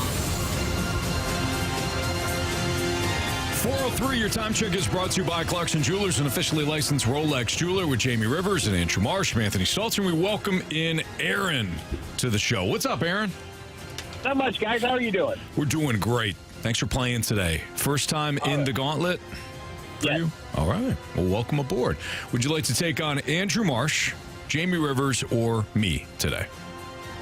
I would like you, Anthony. Oh, no. Uh-oh. I like it. Friday afternoon, gonna kick Anthony's ass. Hey! What? I mean, that's the goal, Anthony. You're not gonna let him do it, but, that's what he wants. Yeah, it's a nice spin right there. Yeah, you're welcome. Aaron, good luck in hockey, buddy. All right, Aaron, Anthony's headed off to the Cone of Silence. And I don't know if you're going to get hockey or not. It's been very popular for Anthony. But I'm going to need you to tell Marshy to spin the wheel. Marshy, spin that wheel, buddy. All right, so all jokes aside, what are you hoping for, bud? I would say baseball's my best. I am pretty weak at hockey, so hopefully not hockey. All right. Well, let's see what DJ Marshy Marsh pulls up here. Oh, well, guess what? What's that? Baseball, baby. All right, let's go. Yeah, all right. So to go over the rules here real quick, it's 2 points per question if you don't use the answers and you get it correct. If you use the options and you answer it correctly, it's worth 1 point. And, of course, if you answer it wrong, well, you get 0. And if you're tied after 4 questions, we'll have a tiebreaker. And, Aaron, we will get a winner here today in the Gauntlet. All right, sounds good. All right, you ready, bud?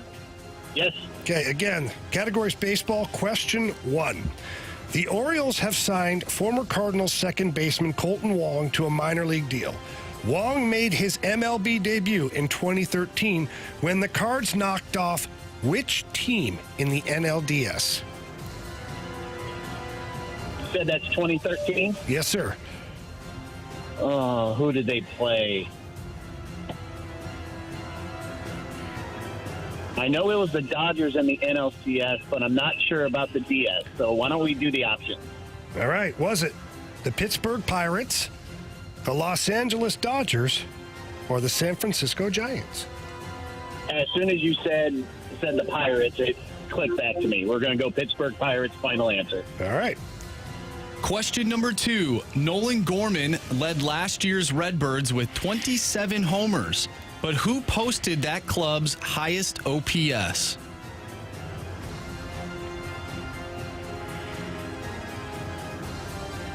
Oh.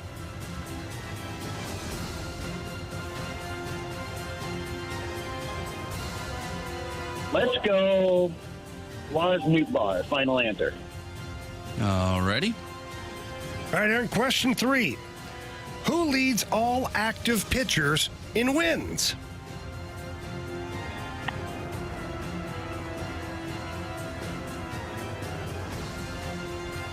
Is it Verlander? We're asking you, Aaron. Yeah, that's what I'm... Why don't I take the options on this one? All right. Is it Clayton Kershaw, Justin Verlander, or Max Scherzer?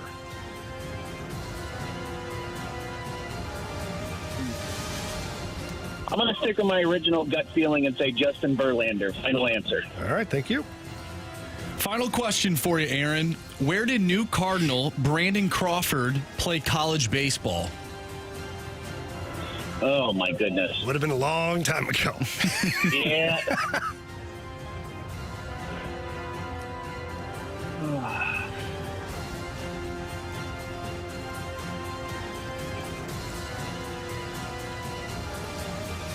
I'll go ahead and take the options. Your options are Georgia, Texas Tech, or UCLA. Well, we keep talking about him being, a hometown team with San Francisco. It would make sense if UCLA is the college he went to. So let's go UCLA, final answer. Alrighty. All right, perfect. Let's get Anthony back in here from the Cone of Silence. Before he gets in here, Aaron, how you feeling, bud? 50-50. Okay. All right. Well, Anthony's back. He's plugging in his ears here. Anthony, how's the Cone of Silence? Look lonely. Yeah, I was a little lonely in there. That's all right. Yeah? That's fine. You're fine with it? I got zoned in. I'm ready for that hockey. I was thinking about all the Stanley Cup champions who ever performed and played and who they played against. Yeah. All right, well, hockey it isn't. But you better pack a lunch. Okay. Baseball. Ooh, I feel like I don't get baseball a lot, so. Well, we'll see if you get it today. Categories baseball. You've been against me from second one today. Maybe. In fact, Anthony hasn't done baseball at all. Ever?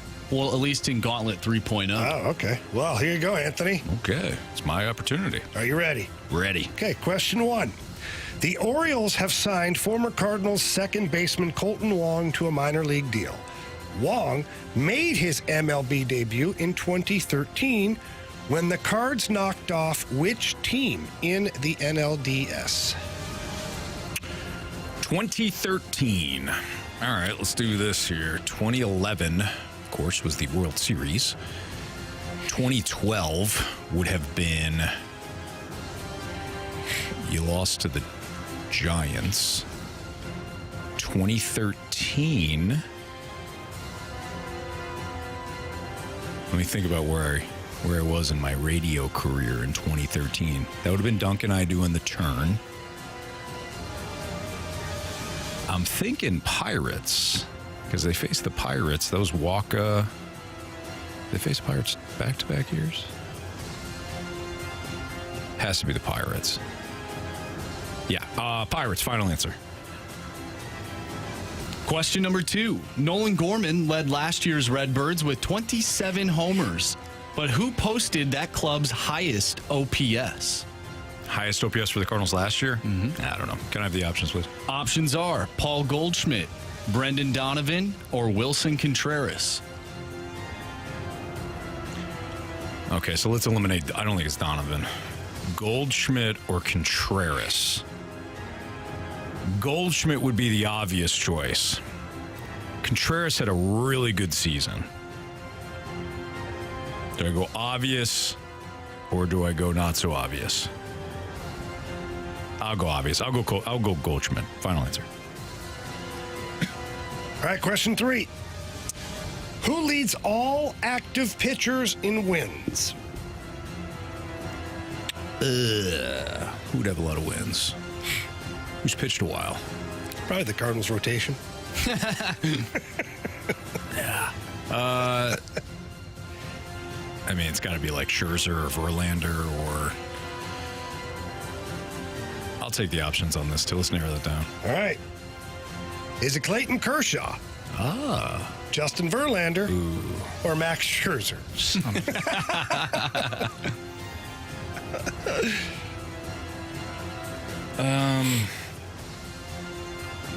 Man, Verlander's had some I'll go Verlander. He's had some unbelievable years. Final answer, Justin Verlander. Final question. Where did new Cardinal Brandon Crawford play college baseball? He played collegiately at the UCLA Bruins University. UCLA. Final answer. Feels like it was just yesterday. UCLA. Yes, yesterday. 20 years ago. All right, let's go over this. Old Dan Uckla. Dan Uggla. There you go. 50 sets of 50. All right. Question 1. The Orioles have signed former Cardinal second baseman Colton Wong to a minor league deal. Wong made his MLB debut in 2013 when the Cards knocked off which team in the NLDS? Aaron, you said the Pittsburgh Pirates. Anthony, you also said the Pittsburgh Pirates. Answer is... We remember Adam Wainwright in Game 5 of the NLDS against the Pittsburgh Pirates. Nice. But, Anthony, you didn't use the options. Ooh. 2-1, Anthony. Was that Walker's year too, or was that the year after? We asked the questions around here. Yeah, right. Fair enough. Okay. That was Walker's year. He was the NLCS MVP. Next question. Who leads all active pitchers in wins? Aaron, you said Justin Verlander. Anthony, you said Justin Verlander. Answer is... It is Justin Verlander. But both of you needed the options on that one. We're 3-2 here after 2 questions. Next question. Question 2. Nolan Gorman led the Redbirds with 27 homers, but who posted the club's highest OPS? Aaron said Lars Nootbaar. Anthony, you went with chalk. Paul Goldschmidt. RL chalk. Answer is... Yeah, it's Wilson Contreras. Yeah, Wilson Contreras. So neither of you getting it there. Down to the last question. Where did new Cardinal Brandon Crawford play college baseball? Aaron, you said UCLA. Anthony, you said UCLA. Answer is... It is UCLA. And Anthony didn't need the options. Aaron? You have chosen poorly. You lose. Not today. Anthony got you 5-3 today, Aaron. Hey, that's all right. It was a great time. Thank you for having me. Aaron, thank you. Thanks for playing, man. Thanks for listening, too. All right, guys. Have a good one. Strong effort. Nice job. Yeah. I'd like to thank Jamie Rivers today. He ticked me off going into the Cone of Silence. So he did that to me last week. Yeah. Just today? No, it's every day, but specifically with the Gauntlet. Yeah. So, yeah. Well, you didn't look like you had your head into it, so. You got my head into it. Sometimes you do things to piss people off because you know they've got greatness inside them. Somewhere up inside them, deep, is that greatness. And I needed that from you today, Anthony. And you extracted that greatness from me. Pulled it right out of you. Thanks, buddy. You're welcome. That's Jamie Rivers. That's Andrew Marsh. I'm Anthony Stalter. It's the Fast Lane on 101 ESPN. Do teams even think about the fans, specifically in Major League Baseball, when it comes to saying things and building the roster and stuff like that? Oh, I know where we're going with this. That's next on 101 ESPN.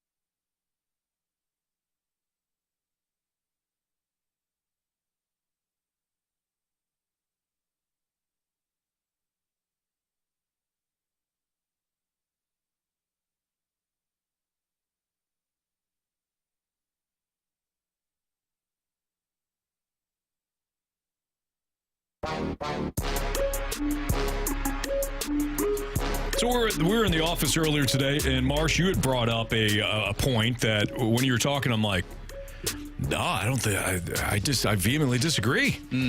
But it was interesting nonetheless, and I'd love to see what Jamie, what side Jamie falls on in this. And not really sides. It's a different. Yeah, that's true. It's just a different way to look at it. But Marsh, go ahead. You were talking about how maybe the Cardinals and other teams, they worry too much maybe about what the fans think. And you cited a specific example. Yeah, we were talking about home runs, and I was wondering if like GMs care about the home runs in terms of, okay, this is what we think the fans want, right? Yeah. And then you came back and said, no, I think they just want instant offense. Yeah, I don't think they they care think about the fans. I don't think they think about what the fans want at all. I see where you're coming from. It's like, hey, home runs are exciting. Chicks dig the long ball. Right. Like, what can we do to make people interested in our game? We'll change the rules. We'll have the 3 true outcomes. Like, we'll make the game quicker. So then from that perspective, I'm like, okay, like they're trying to appease the fans, but do the fans actually care about the home runs, or do they just care about seeing a good product on the field?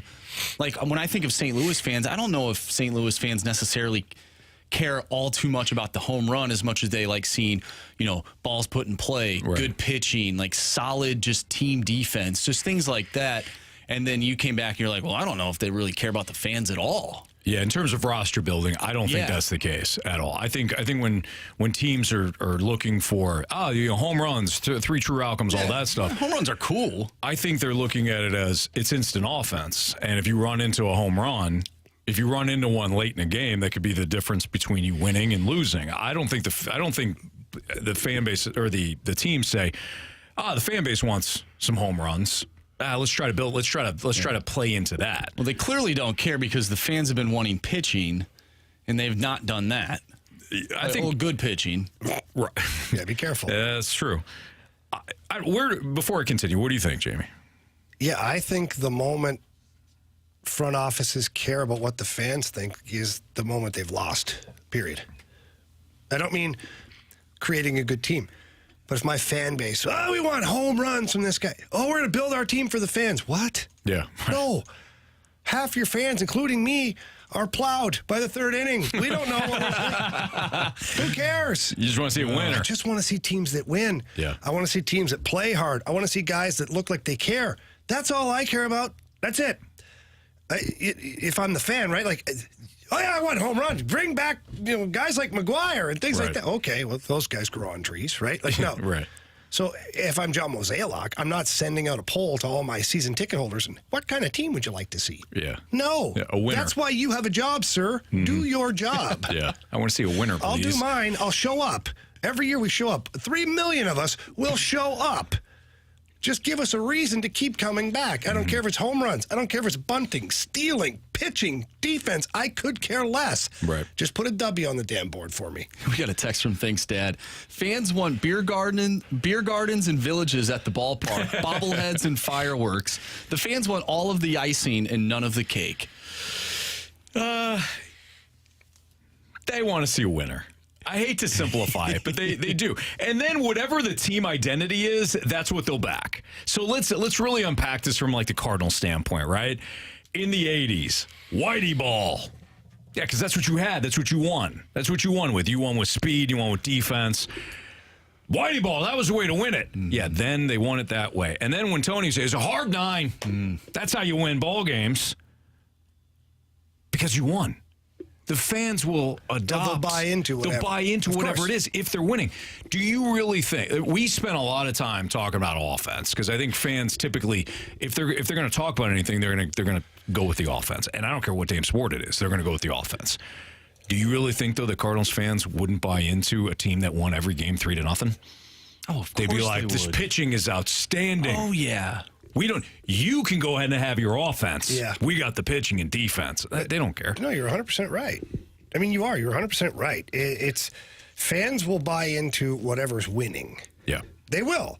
And it's up to you as a team then to identify that your team is winning because of a certain style of play. And then, you promote the hell out of it. Right. Well, you want to keep getting people through the door. You want to get people buying your merch. So if you're a home run team and you're winning every game 9-7, 10-8, 11-6, well, then you're like, we can mash. Now, come out and watch this team go. Like, what about your pitching? We can mash. Doesn't matter. That's right. We went out to get offense, and we got it. St. Louis, you wanted home runs. You wanted offense. You got it.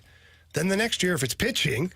St. Louis, you wanted pitching and defense and hardware. You got it. You got it. So, and you're just sitting there like, I don't remember asking for that, but yeah, hell yeah. But I'm into it. Right. Because we're winning. Yep. We got a text from the 636. 1, don't suck. 2, have beer. I'm in. There you go. That's... It's as simple as that. It's as simple as that. That's right. Now, I do think, though, that, Marsh, I think what you're talking about, I do think your theory, your thought applies to the teams chasing the league trends. Like we saw, you brought up the Penguins. I'm interested in whatever this is. That's great. You brought up the Penguins. I do think that we saw a little bit of a shift in the NHL when the Penguins won their Stanley Cups, and they're like, "Oh, we need speed, baby." I do think teams will even the go Blues. with the league trend. Do you remember the Blues time? We're going to get more speed. That's what I was thinking of. Honestly, Oh. that's exactly what I was thinking of. Sorry, I just didn't want to bury the pride of the St. Louis sports scene here. I don't care. No, they literally came out and said we're leaning more towards speed and skill. Right. And 2 years later, they were like, we need puck possession and big bodies. We won a cup. And we won a cup. Right. Yeah.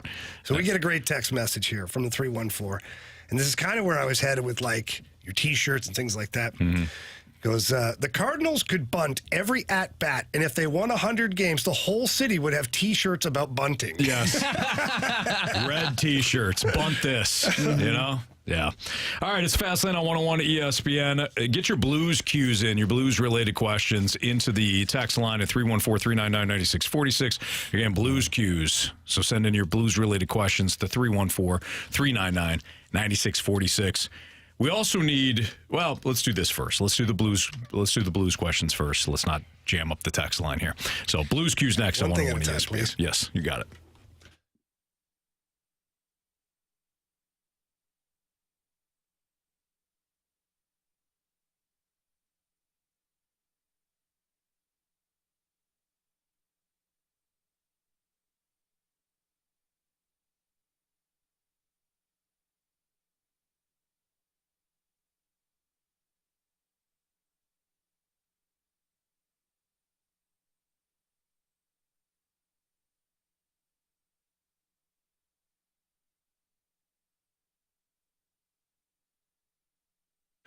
Anthony, the NBA always has a lot of interesting matchups, and you don't necessarily have to be an NBA fan to enjoy watching the NBA, especially if you're using FanDuel, America's #1 sportsbook. And right now, new customers can get $150 in bonus bets with any winning $5 bet.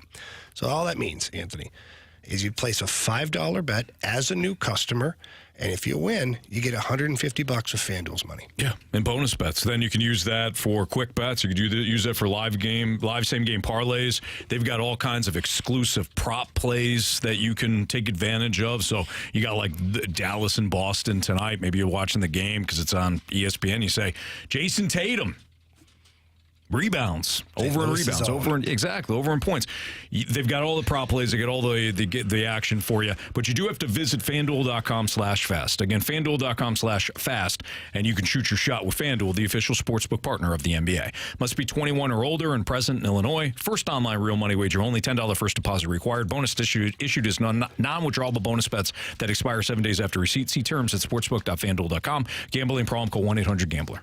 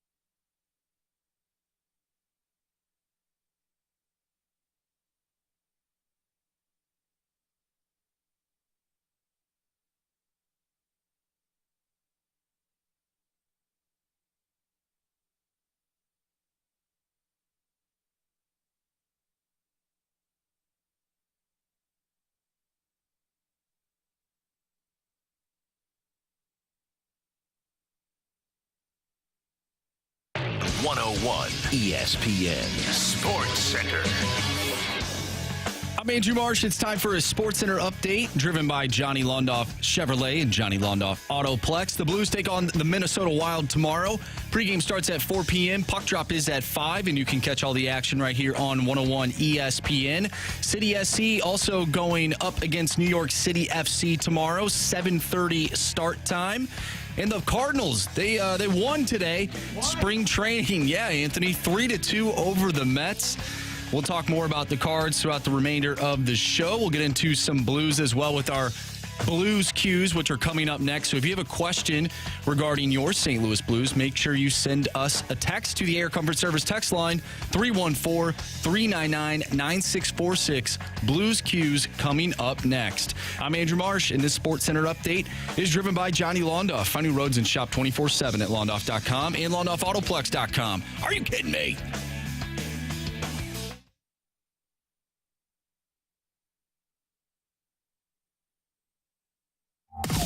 Now, it's time for the Fast Lane's Blues Cues.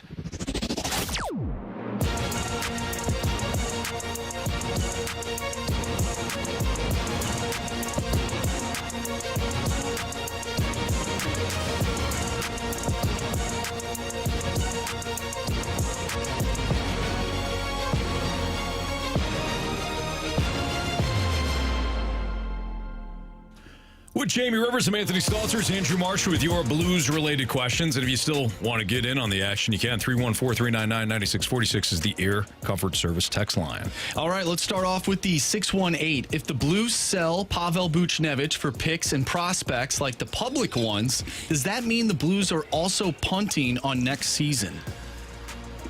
No, not necessarily, because you could take those picks and prospects and make another deal and go get current players. Mm-hmm. And it doesn't have to be right away at the deadline.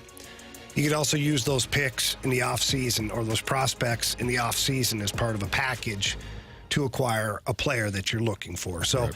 I wouldn't automatically associate picks and prospects with punting next year. I would say that if picks and prospects are all that you're getting back for this year, that you're looking towards next year already. Does that make sense? Like, I don't know if there's a playoff push to be had right. if you're dealing Pavel Buchnevich for picks and prospects, because you're taking away one of your best players and not replacing him. Right. To me, this would be more about looking at it in a vacuum and Pavel Buchnevich not being able to help you make the playoffs because you feel like you're out of it at that point. So where do we get the best return on Pavel Buchnevich? Yeah. It's not in the offseason. And what's your plan? And it's not next year at the trade deadline. It's right now. Well, and like if Army trades for a current rostered player, maybe then he's still trying to gain a pick out of that trade, but the player too. So keep this truck moving ahead because he thinks you're close enough to maybe get in. Yeah. Maybe. But if it's picks and prospects, it's not that Army's telling you he doesn't think this team's a playoff team. But he's telling you he doesn't think they're a playoff team. He's telling you that his percentages don't show it as a playoff team. Sure. His calculations. Yeah, and that's all that matters when he's making the decisions. Very true. We've talked about it before, too. Like, Army selling at the deadline is telling the players, hey, you guys aren't a playoff team. But can the players necessarily get mad at that because they haven't done their job? Who hasn't done their job? The players. Yeah. Well, of course you get mad. Yeah, you're hurt. Like your pride, it sucks. Like you're pissed off. 100%. And as far as making moves at the deadline, telling the team that, they didn't do good enough, that's just the business. And I'll go back to if you're getting picks and prospects at the deadline, it's because you don't believe that this team is a playoff team. Right, but I'm saying the players can't get upset about that because they didn't do their job. They weren't good enough. 100%. Yeah, they could get, I see what you're both saying. Jamie's saying you can be ticked off because your pride suffers because you didn't get it. You didn't get the job done. But ultimately, you can't complain because you were the ones that put me in a spot to make the trade.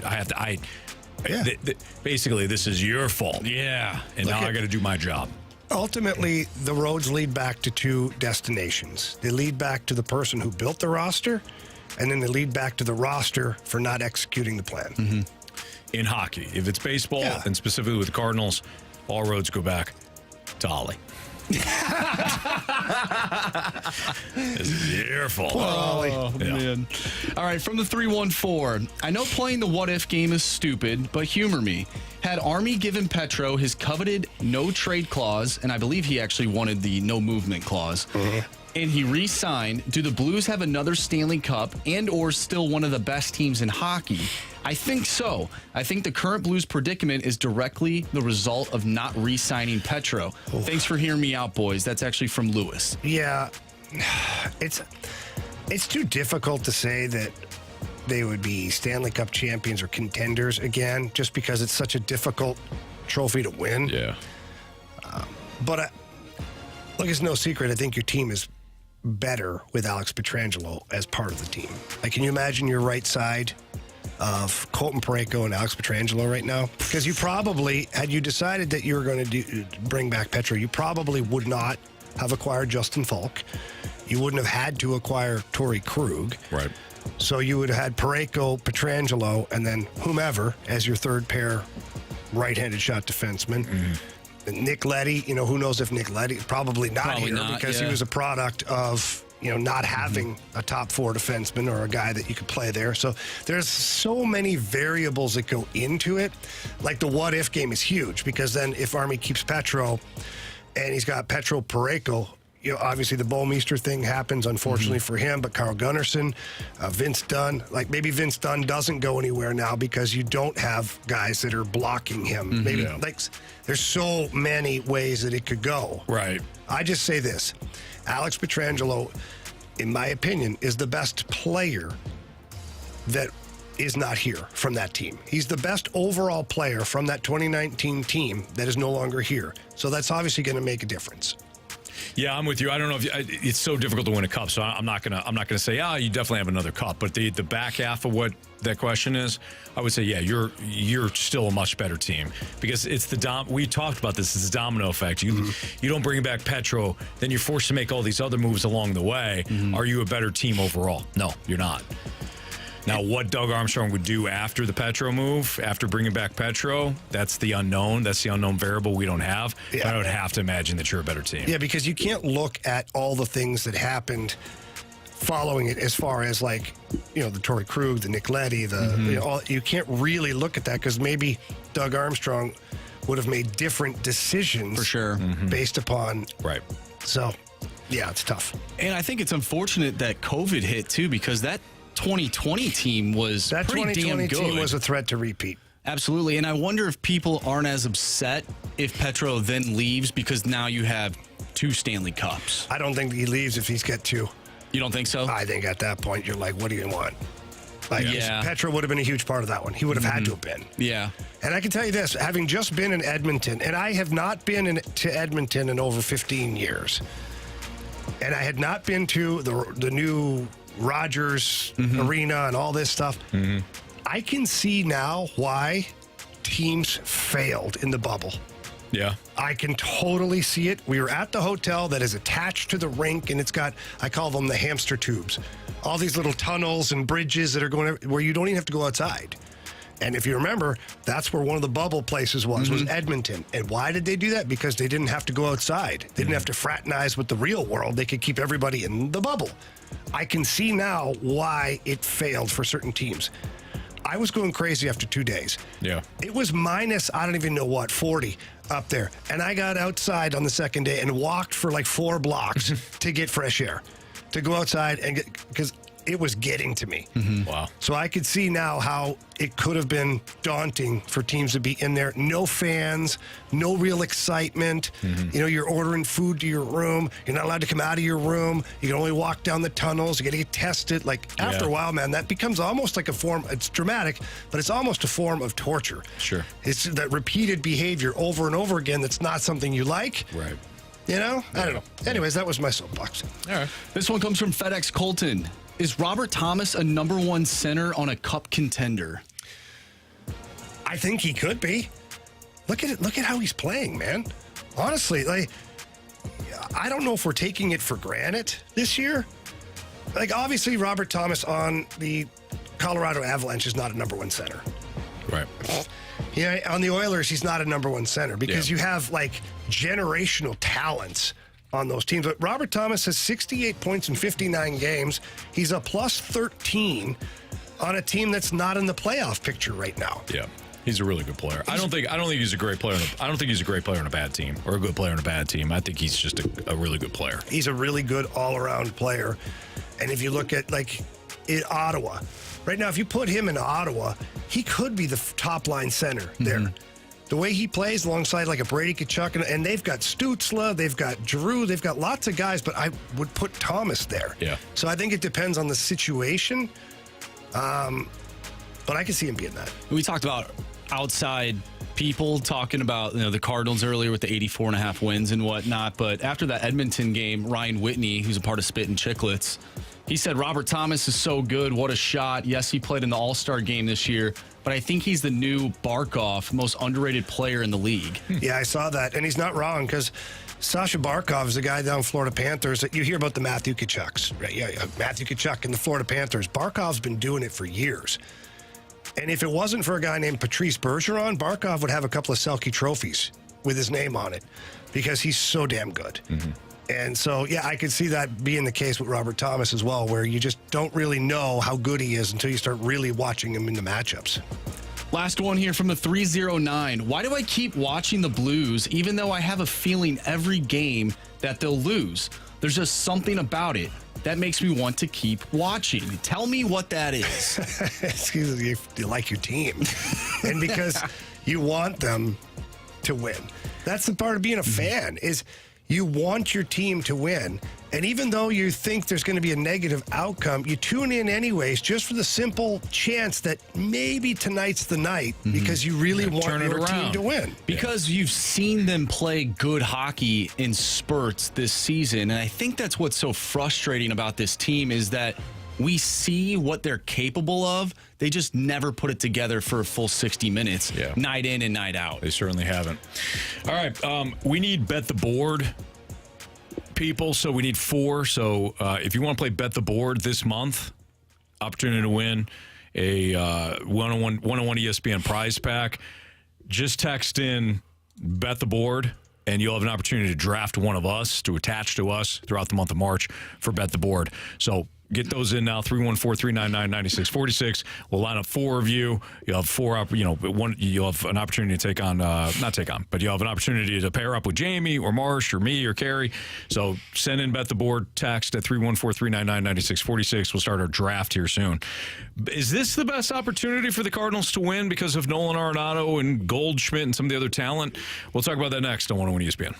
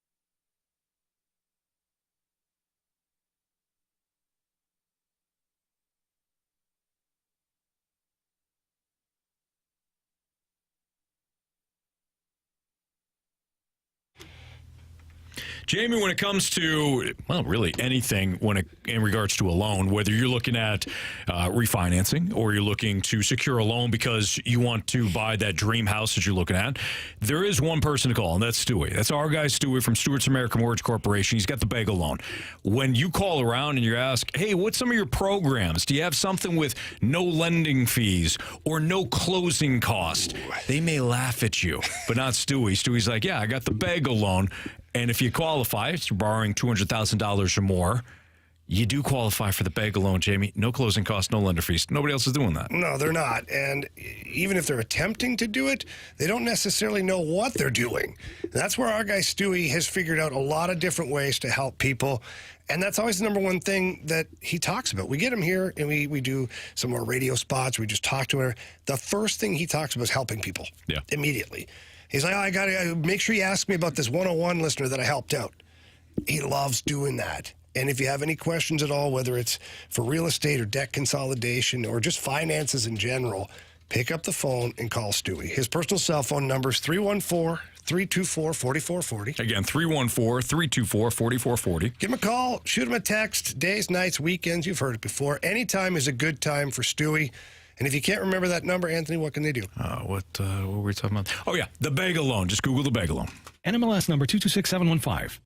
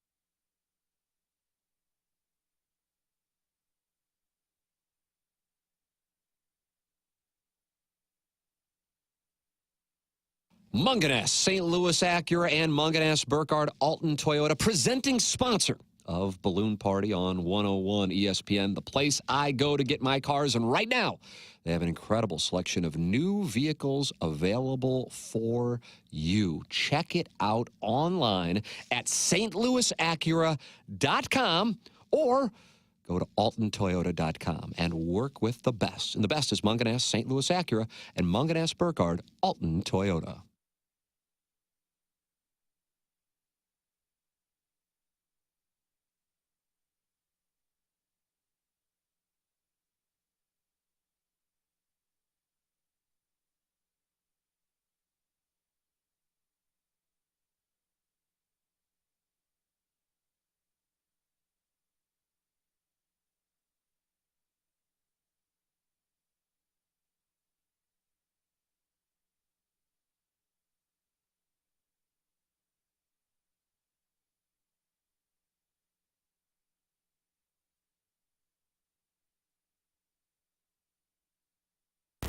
More of what you want to hear. Sports. This is the Fast.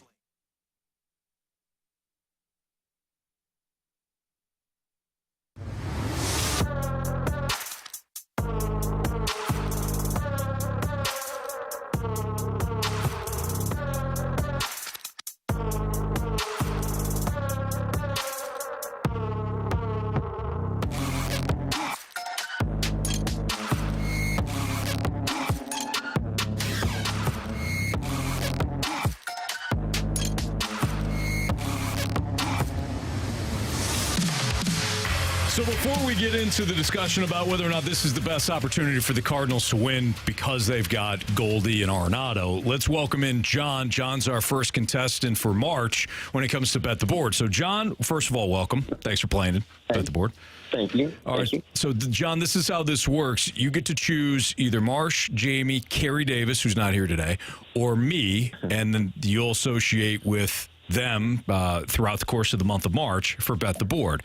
And if whoever you choose wins for the month, then you get a 101 ESPN prize pack. Sound good? Okay. All right. Yes, it sounds great. All right. So, John, would you like to take Jamie, Carey Davis, Andrew Marsh, or me?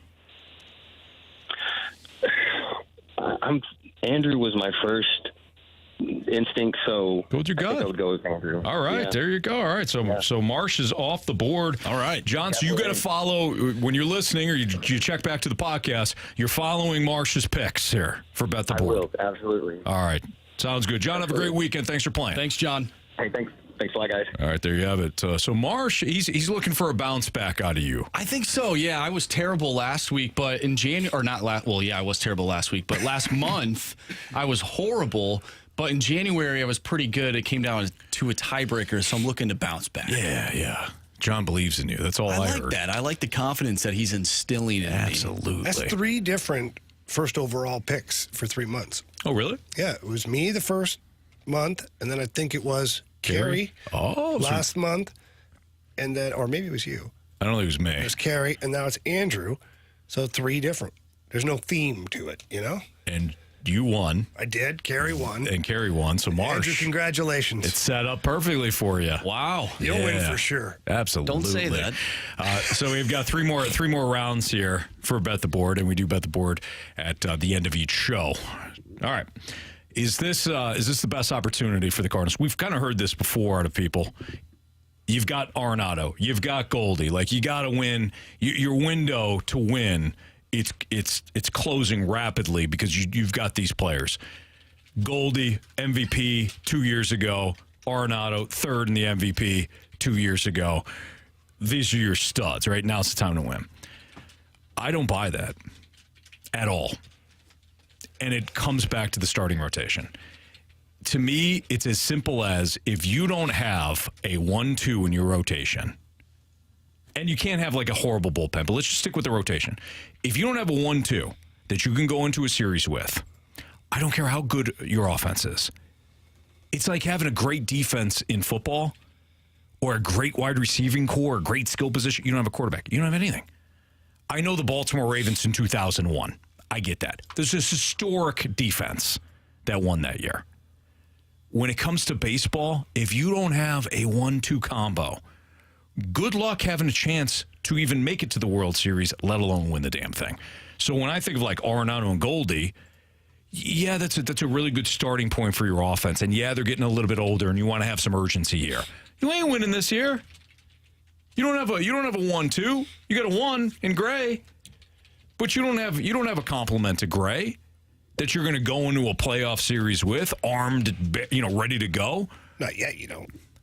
You going to trade for somebody? Well, so that goes back to my thought yesterday, is if this Cardinals team finds itself in a really good spot, hovering around the trade deadline, do you think Mo would consider going out and adding not just a John Lester or Jay Happ, but like a legit somebody with an expiring contract where it is a flat out rental. Yeah. But you're getting a 1 or a 2 guy for your rotation. Jamie, I like to say things with confidence on this show, okay? Yeah. There are some times that I'm like, I'm kind of confident. Yeah. I've never been more confident in anything on this show than what I'm about to say right now. Okay. There is absolutely no way that John Mozeliak is going to come up with a rental or one of those, like, the deal that puts the team over the top for a starter and give up the prospects for it. I put that at 0.0%. If I could go into the negative, I would. He doesn't have the huevos rancheros to put together a trade package that's going to go out and get a stud pitcher at the deadline who's a rental or even a player that maybe you got a year left on it. There's no way in hell. Do I think he's going to get the next version of John Lester or Jose Quintana or Jay Happ or who? Absolutely. You want me to sign up for that? Yeah. I'll sign on that dotted line. Okay. Yeah. So I agree. I don't think he will. I don't think he will. But I would look at the market and all of the pieces that you acquired last year at the deadline, all the Sagisis or Sagaces and things like that, like all the players that you got with the, like, that's the time now to go and spend some of that. Like, I agree. But this is, of course, completely dependent on the Cardinals actually looking like a contender. Right. Like, it can't be to go and waste your prospects to go get a guy to win the division. No. The thought process has to be past that. Yes. The thought process has to be, we're an NLCS team. Are we a World Series team? I don't know. But we're an NLCS team with another pitcher. Right. Because that gives us a chance. But that's the only way I'm doing it. especially like for a flat out rental. Yeah. You know what I'm saying? Like for sure rental that, and I'm only giving up prospects if I think my team is a CS team. Right. And then we'll figure it out from there. Sure. But if you're not, then I would give up the players, but it wouldn't be for a flat out rental. It'd be like for somebody with another year on there. Which would cost even more. But that's what it costs more, and then it would cost more on your payroll too, because those guys aren't free. Right. So you're not getting the pared down little bit of money that you're spending at the end of the season. You're getting a full year next year too, which really, really would make the Cardinals say no. Yeah. Do you also put the odds at 0.0% for Mo to do something like that? I do. Yeah. Unfortunately. Right. So combined, we're a solid 0.0%. Should we go? Wait, I'll go 0.1, just so there's a chance. And I'll go I'll go negative 0.1. So that gets us right back to 0.0. No, I don't like what you did there. Yeah. No. Oh yeah, it's negative 0.1. Yeah, that would be. That would negate his. So now we're algebra. We're back at a very realistic 0.0% when it comes to Mo making some sort of big deal at the deadline, thinking that he could pair Sonny Gray up with something decent. Right? We all agree? Fast lane consensus on this one? 0.0%? Yeah, I want to go home now. I'm sad. No, you don't need to be sad. It's just that we're talking. No, I'm sad. Talking realistic. I feel like there's no hope for like anything now in life. No, not in life. Just when it comes to your Cardinals making a big Anthony, trade. my life revolves around the Cardinals. Well, Marsh, can I introduce you into some other things? You know, relationships and things like that. You know, I do have one of those. I do like movies. I like TV shows. Well, you got those then. Let me help you, Andrew. Yeah. I have Jamie to introduce me to some things. There you go. And he will, too. Oh, I know He's he got will. no issue doing that. Okay. He does already. We'll do another Bet the Board. Plus, our Sports Six-Pack, 314-399-9646 is our Air Comfort Service text line. If you've got a question for us, send it there. Sports Six-Pack next.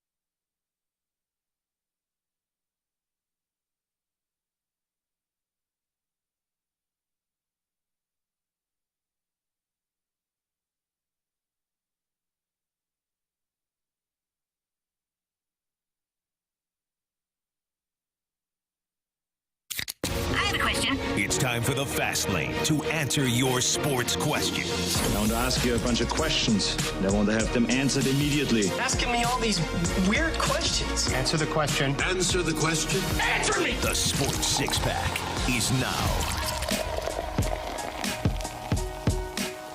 502, your time check is brought to you by Clarkson Jewelers, an officially licensed Rolex jeweler, with Jamie Rivers and Andrew Marsh. I'm Anthony Stalter. Before we get into the Sports Six-Pack, we have a new contestant for Bet the Board. He's Vince. What's up, Vince? Hey, how's it going? Hey, good to have you in today, Vince. Would you like to draft? So Marsh is off the board, but would you like to draft Jamie for Bet the Board, Carey Davis, or me? I'm going to go with Jamie. All right, there you go. Jamie Rivers. Vinny Barbarino. Do you know who Vinny Barbarino is? I've heard it a lot, and I can't place it off my head, but that was something I called a lot when I was younger. All right, well, Vinny Barbarino was in Welcome Back, Kotter, was a TV show way back when. It was John Travolta that played that guy, and his name was Vinny Barbarino. And he'd go, what? Where? How? He was kind of not smart. But you, my friend, are smart because you picked me. Nice, I'll take it. All right, thanks, Looking buddy. forward to it. Vince, thanks for listening. Thanks for playing. Good luck to you this month. Hey, thank you. All right, there you go. So Marsh is off the board. He went the first overall pick to John, and then Vince just took Jamie. So we still need two more Bet the Board contestants to take either me and Carey. All right, Marsh, what do you got for question one, please? Question number one. All right, from the 573, if their tenure ended today in St. Louis, how would you perceive the careers of Arenado and Paul Goldschmidt while they were here? Where would they fall on your expectations of them coming in? Wow. Well, they failed miserably. Yeah, I would say so too. But Goldschmidt, I'm not joking. I know I'm with you. Like from an individual standpoint, Goldschmidt won an MVP. I mean, yeah, I guess he didn't. Neither of them failed, but they didn't bring you that big hunk of metal, you know? I mean, you thought after you got Arenado and you paired him with Goldie, you're like, yeah. Ultimately, when you get when you acquire and you have two Hall of Famers on your roster, on your corners of your infield, one would expect that championships should be in the conversation, or at least NLCS championships. Like, it hasn't happened. You haven't won a playoff series. Have they won a game? No. Not the two of them, no. No, just Goldie in 2019. Wow, they were big though in the playoffs, weren't they? No, that's right. Nope. So, 0.0 playoff wins. Minus 0.1%. They didn't take any wins away from. Well, I guess they did.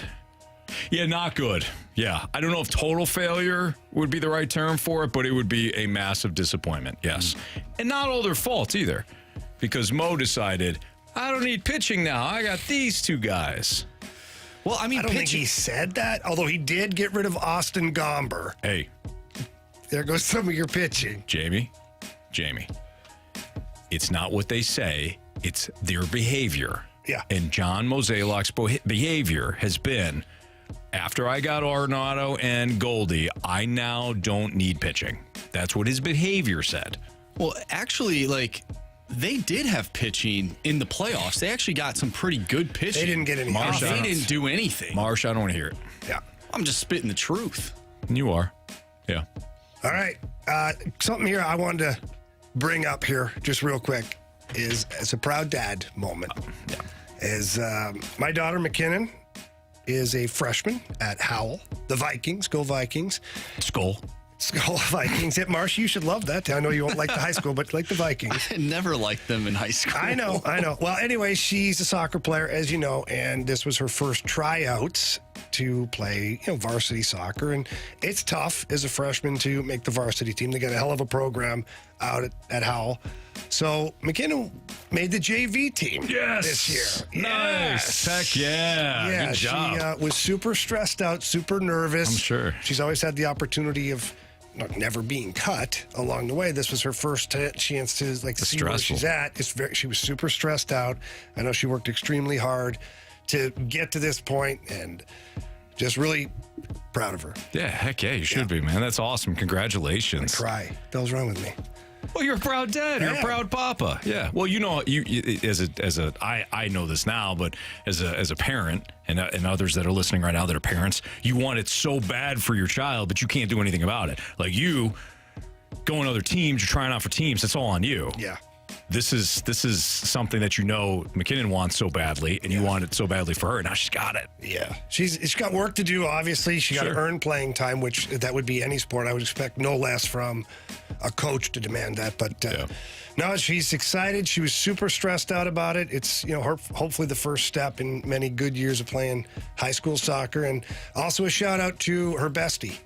Cassie Moe, we call her. She made the C team, going to swing with JV. Excellent. Her and McKinnon have been besties since, God, I don't even know when, but they started playing soccer together and all that stuff. That's awesome. Congrats to the girls. No doubt, yeah. I still remember as a freshman when I made the team, baseball team, because it's the same deal. It's like you've never really.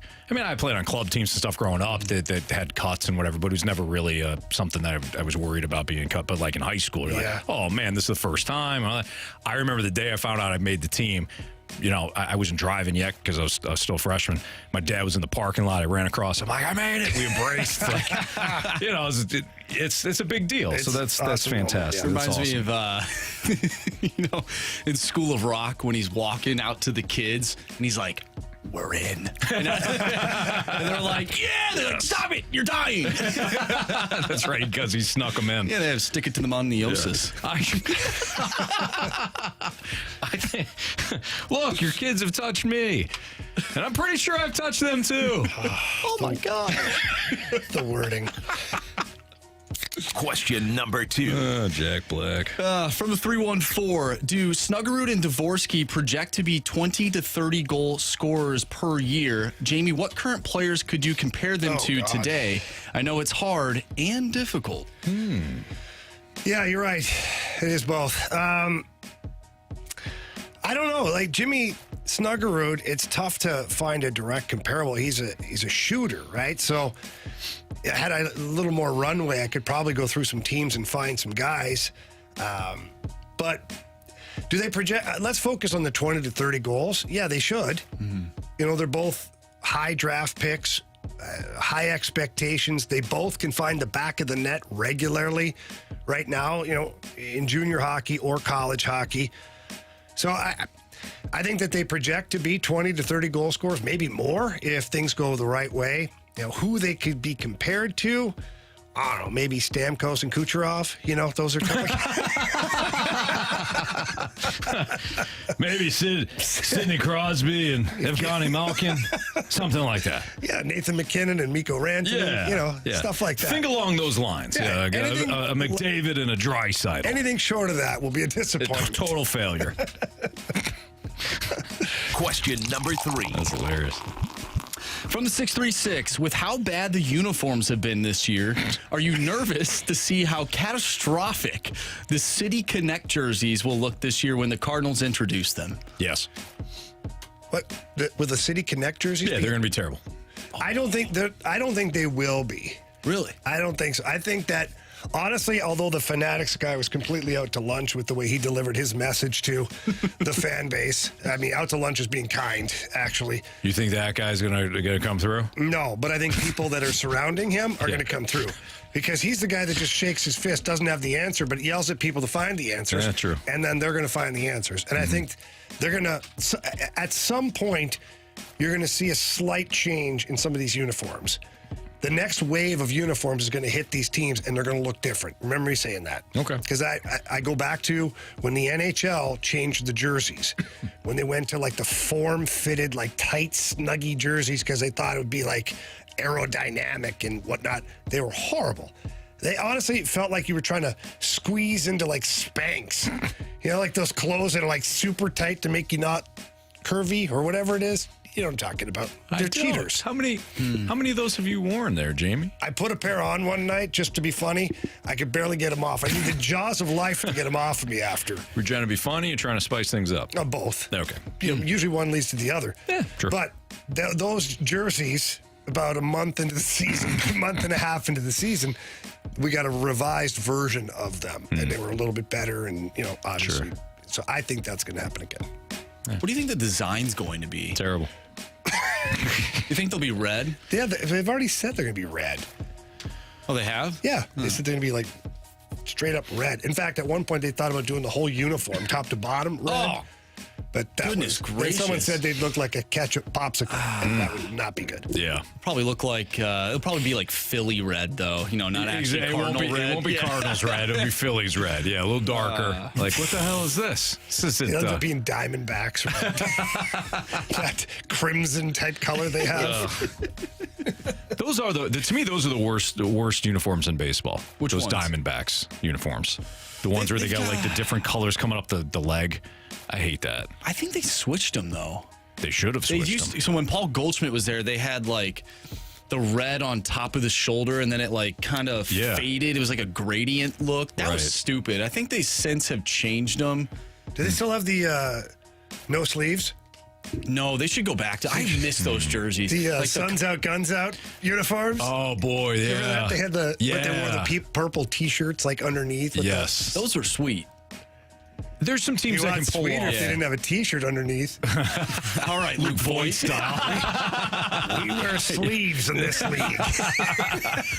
we wear sleeves in this league, son. Yeah, you're right, though. Only certain teams, just because we're used to it, but like the Diamondbacks of the early 2000s, the Rockies had good ones, too. They did. Yeah, not that we like this team, but I think the Reds can pull off the sleeveless, too. With the pinstripes and the black underneath it, or the red. Yeah, I think that's a good look. I always think of the weather, and I'm like, anytime you throw black on a team, I'm like, they're going to hate you. Right, but the red. Imagine being at 110 heat index outside, your center field for the Cardinals, and you're wearing black. The Pirates, no wonder they suck. Yeah, that's why. The uniforms. Yeah, the Reds used to have sweet jerseys, though, when Ken Griffey Jr. was there. Yes, that's with the black and red. That's the look I'm thinking of. That was a cool look. Yep. All right, what do we do there? March 3? We got 3, yeah. Oh, that's not good enough. Let's finish that. 6-pack next on 101 ESPN.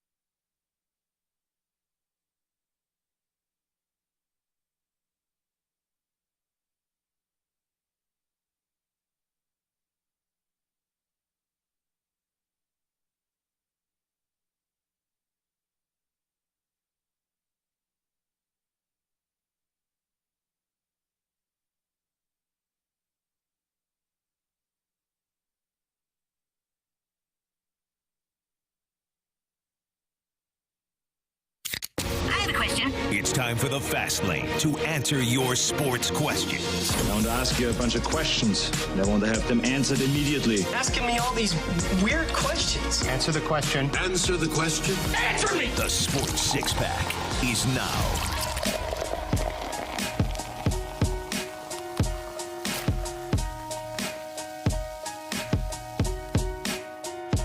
Before we continue our Sports Six-Pack, we have our latest contestant here for Bet the Board in the month of March. It's where we draft. You have an opportunity to draft one of us, and therefore you're associated with our picks throughout the month. And we welcome in Jackie. What's up, Jackie?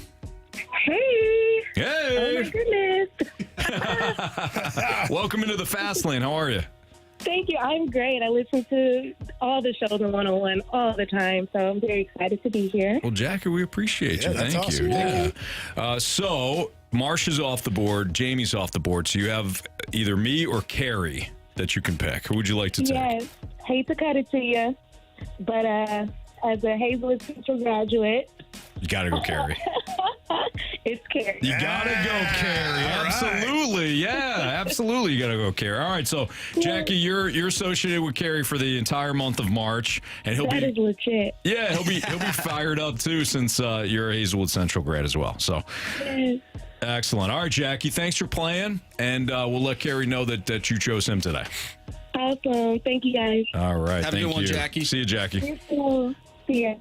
There you go. That's awesome. So she's a Hazelwood grad. Obviously, Carey coached for Hazelwood Central, graduated from Hazelwood Central. So good stuff there. I like it. There you go. So There's no doubt that she was picking Carey.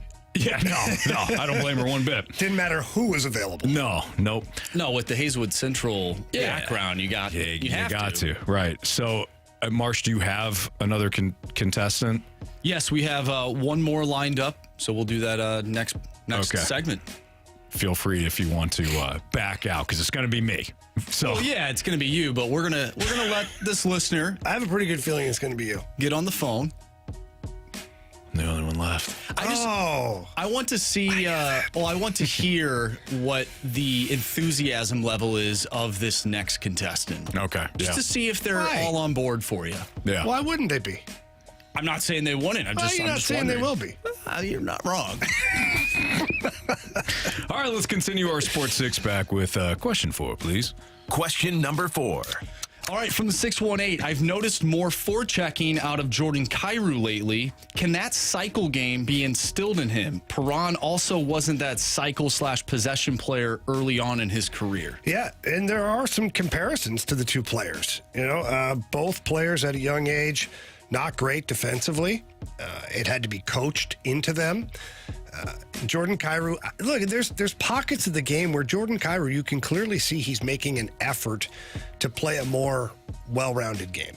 There are times where maybe it's not there. But this is what happens when you have an offensively gifted player is they think offense first. Yeah. That's their natural instinct. And it's offense at all cost. And the difference about that is if it's offense first, it's one thing to think, okay, go score a goal. When it's offense at all cost, it's I'm going to try any play that comes into my brain because I'm just trying to create a goal. And it doesn't matter what the result is.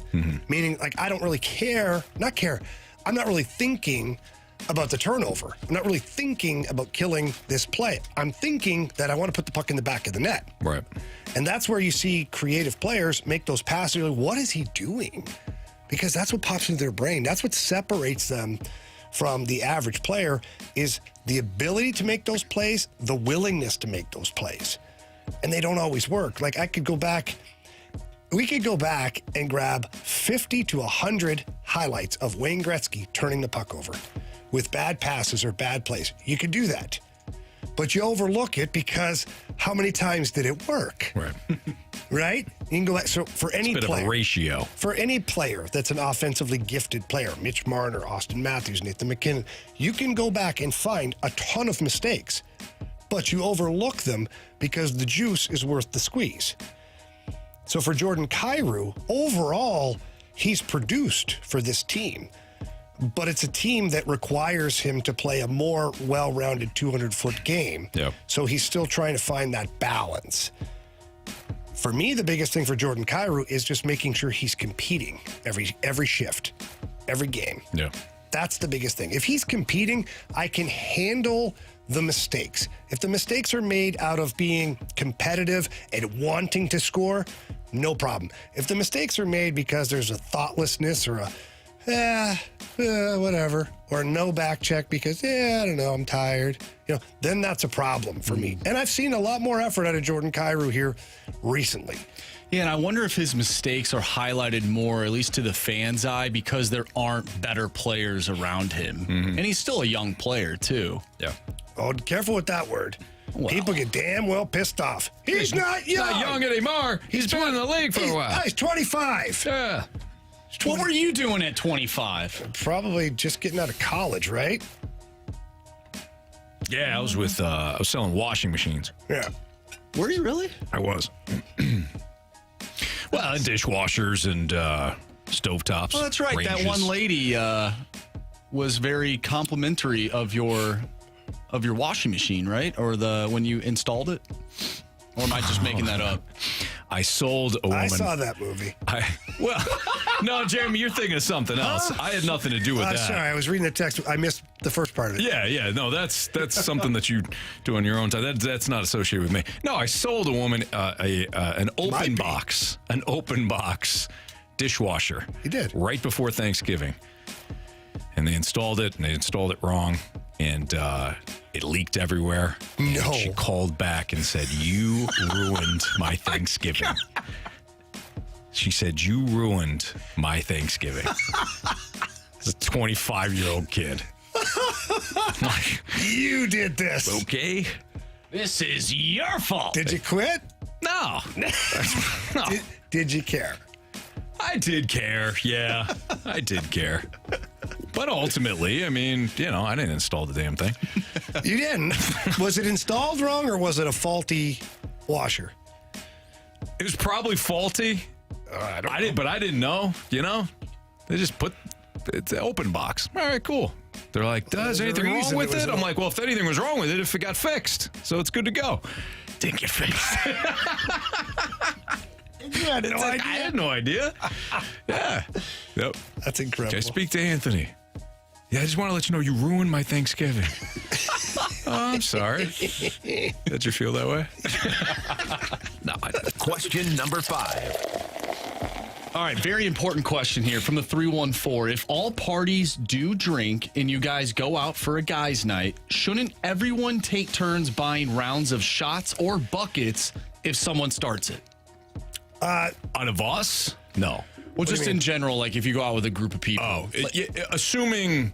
Okay, let me clarify. If it's the four of us, like it's Carey, Jamie, me, and Marsh. Yeah. I don't expect Marsh to have to buy a full round for us. Okay, well, let me just ask you this.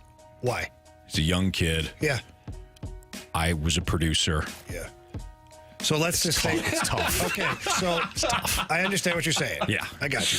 So let's back it up. Let's just say all things are created equal. Then yes. Everybody should buy. Because I think that's really more of the question. I think so too. Then yes. Yeah. So the way, like what I gathered from that is if Anthony just goes and buys like a round of shots, but no one is like, oh, I really asked for that. Then do I or Jamie or Carey feel like they should then buy it, even though that was never discussed? I would say no for the expectation, but if you're hanging, and there's more rounds, then yeah, you got to chip in. Here's the thing, okay, is when I go out and if I buy a round of drinks or a round, I don't expect anything in return. Right. I don't care. Right. I'm there to have fun, and the way I'm going to have fun is by not making it uncomfortable. Totally. Right. Yes. So if somebody doesn't have 30, 40, $50 to spend on booze that night, whatever or it is. Nashville for sure. Yeah, right. I don't care. Guess what? I'll buy. Sure. Because we're here having a good time. That's all I care about. Right. And I don't expect you to buy me a shot because I bought a round of beer. No, I don't expect that at all. I'm with you. I wouldn't expect it either, especially if I started it. I do think there's kind of an unwritten rule that most people follow, and that if we're hanging out, like we're there, right? Hey, I got the next round. Or if it's a night where you specifically know, like, hey, boys, we're going out. We've got a driver or an Uber or whatever, and you're all going to the same place, and it's a spot. sometimes I'll just say, hey, are we just getting one big bill? We start a tab? Yeah. Yeah, because a lot of places you're not just, if you pay by the round, they're like, oh, they're like, come on, man. One big bill. So you go, hey, one big bill, and at the end of it, either somebody covers it, and then the other guy's Venmo, that person, their portion or whatever. Yep. That's the other way I do it. It's like, hey, I'll put my card down, or you can put your card down. We'll figure it out at the end. Totally. And that way nobody has to feel a certain way. You're just like, okay, boom. And at the end of the night, if you don't have the money to cover it, you say, hey, man, I'll get you like next week. Or okay, cool. That's fine. I don't care. Agreed. Are we having fun? Yes. That's all I care about. I love the the transactions. If you go out and you're like, all right, we need to get an Uber, and instead of just like Venmoing for the Uber to split it, you're just like, hey, I'll just buy you a drink at the bar that we're going to. Yeah, the bartering. That's just such an easy transaction. Yeah. The bartering is good. Yes. Yep. I thought you were going to talk about like the receipts. Yeah. For the thing. So what's funny is I'll tell you a quick story is because some guys or people go out and they don't want the receipts because they didn't want to. I'm at this place or I'm at this place, whatever. I get what you're saying. And so there is a dancing establishment in Canada. It's called The Office. You've talked about this. It's called The Office. Yeah. And on your credit, Gretzky's office? No, a not different one. On your credit card statement, it comes back as office supplies. So your bill of like, I don't know, $75 or whatever, office supplies. Is what it's written up as. It's a lot of paper.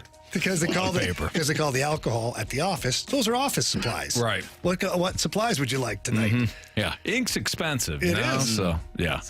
It's a great write-off, too. Question number 6.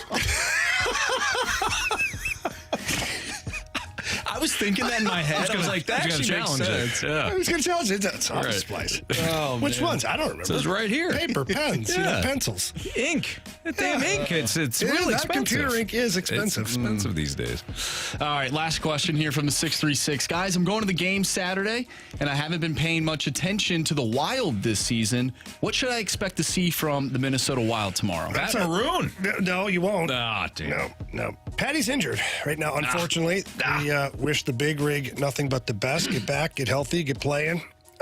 We miss you. But no, the Wild have a really hardworking team. They do.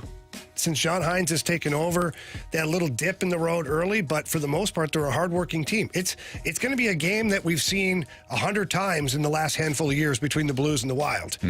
It's going to be a game that has a playoff feel to it. Yeah.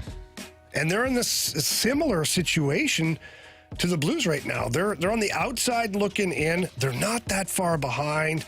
Bill Guerin, their GM, he's going to have some decisions to make as well because no matter who you are as a GM, when your team is in this position right there hovering, you got to figure out, are you selling? Are you buying? What are you doing? And the Wild are sitting at 62 points, 1 point behind the Blues, 8 points out of a playoff spot right now, so they're a little further away, but the Blues play the Wild 3 times this month. This could end up being really big games. Yeah. So Huge. I expect I think a good game tomorrow. All right. It's Fastlane on 101 ESPN. The biggest question of the day next.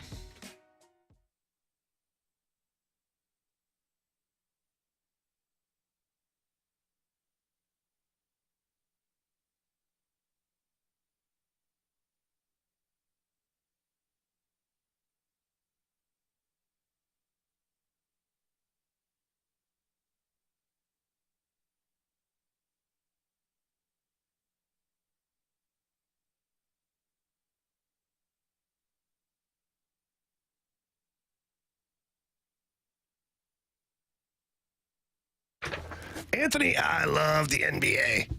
Well, I love betting the NBA. Yeah, it's awesome. It's even better when you use FanDuel. Darn right. Because they're America's #1 sports book, and they've got all sorts of different plays for you.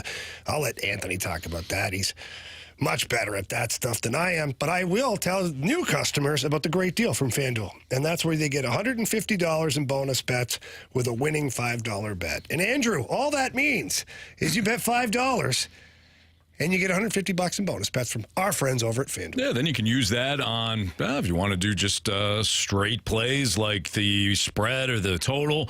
Maybe you want to dabble in some same-game parlays or some regular parlays. Great. They got the player props. It's all good at FanDuel.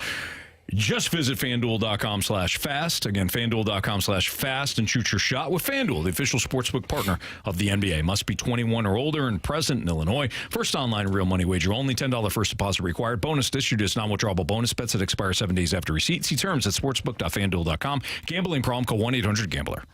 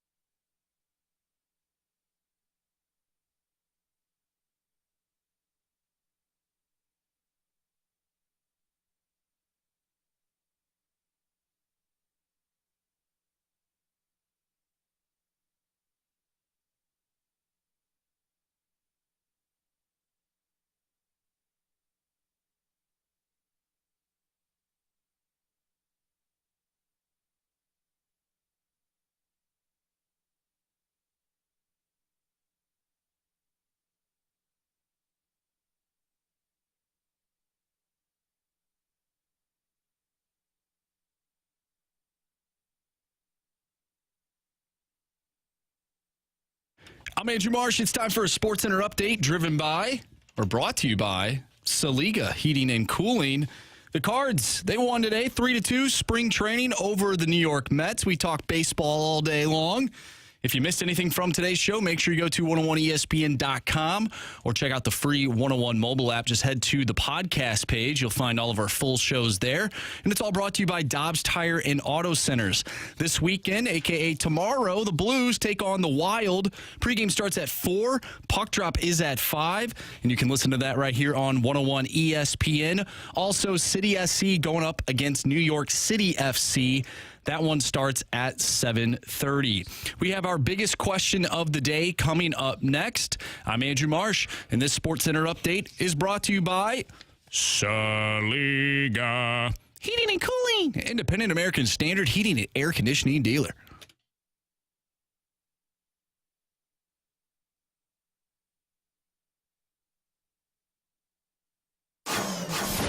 It's time for the Fast Lane's biggest question of the day. Before we get to the biggest question of the day, we welcome in Brian. Brian, he's going to play Bet the Board throughout the month of March. He doesn't have the opportunity to draft somebody, though. Brian, you and I, we're hitched in March. How do you feel about that? Oh, I love leftovers this time of year. Yeah! That's what I'm talking about. Absolutely. This is fantasy baseball season. I made a list just to make sure Jamie is gone. Is that right? Yeah, no, Jamie's definitely gone. Yeah, no, you're stuck with me. Carey's not available? Carey was just selected. Yeah, no, go ahead. And Marsh is, then I'll take Marsh. Yeah, Marsh is the first overall pick, so I appreciate your due diligence, though, on this, Brian. Yes, I'm out. That's okay. Anthony's going to win. Congratulations, Brian, do you accept, or you can always decline? Yeah, you can decline. That's true. You try again next month. Yeah, you know what? Let's roll with Anthony this month. Nice job, Brian. You decided to take the one in the hand as opposed to maybe the two in the bush.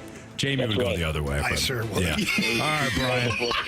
Hey, Brian, let's get it done this month, all right? Well, stay true to your metrics here. Nothing crazy. No, I won't. Yeah, no problem. Yeah, I'll be me. All right. Yeah. Keep going. All right, buddy. See ya. Thanks for playing. Marcus listening. All right, so here we go. John. He doesn't even know what he did. No, I definitely did. Why do you think I looked at Jamie? All right. Are you kidding me?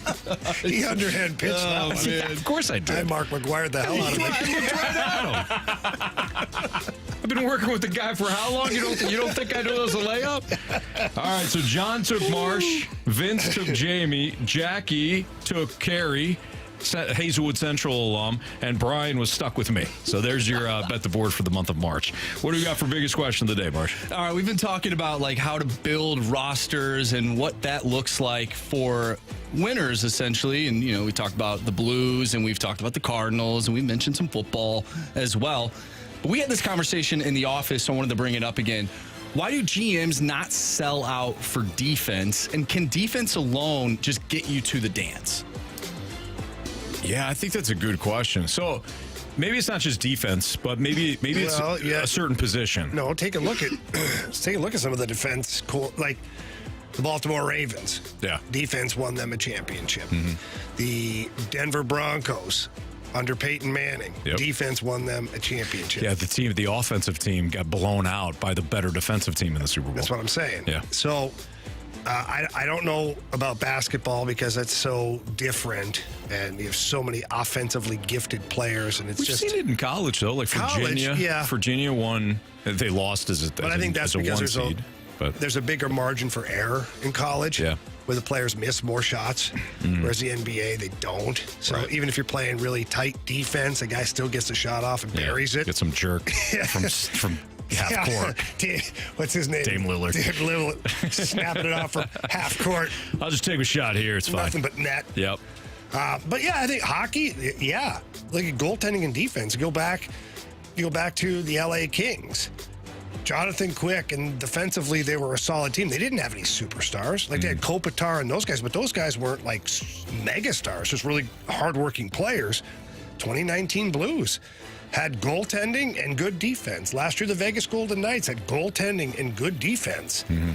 So, I guess the question is, what, does defense still win you championships? So the question is, would you sell out if you're a GM? So let me paint it this way for you, Jamie. New Jersey Devils in the 90s won Stanley Cups playing the trap. They didn't even try to score. There you go. So I'm looking at this from a baseball standpoint. Year after year after year, just drafting pitching. Can you win that way? I think you can. Because I think when you get to the postseason, the more certainty that you have from a pitching standpoint, the better off you are. Because you don't know who's going to step up offensively for you. We've talked about like Goldie and Arenado with their chances. They've not been big postseason players, but the teams that have won have had that pitching.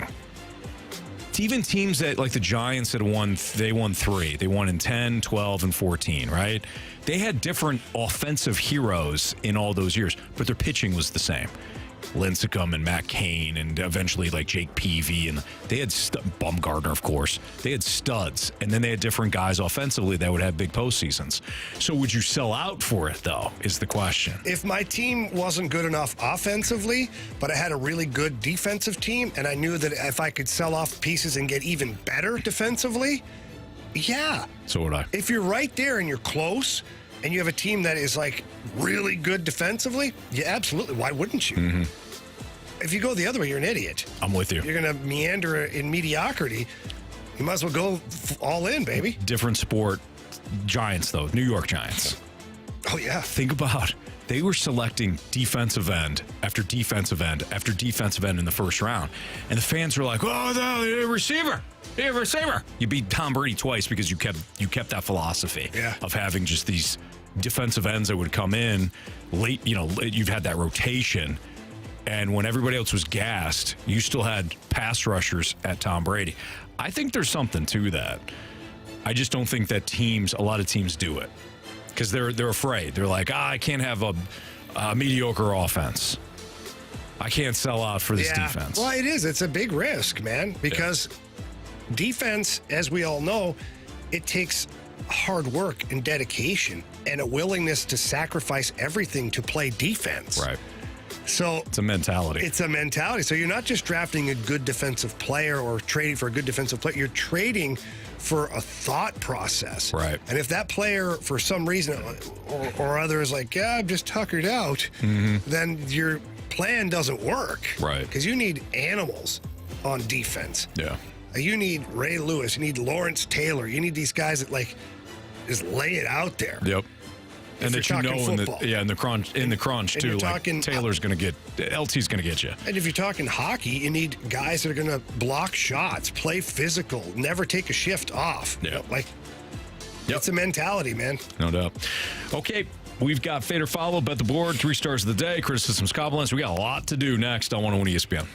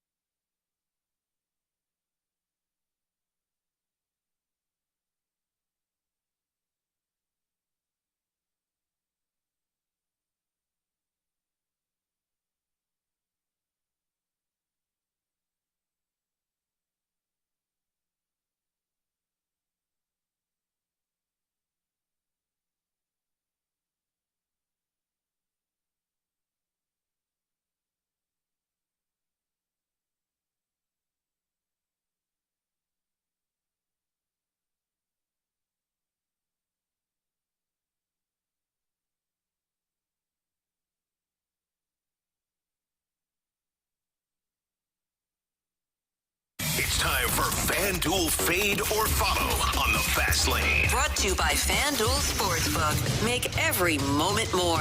Everyone follow us. No fade, no fade. Money, money, money, money, money, money.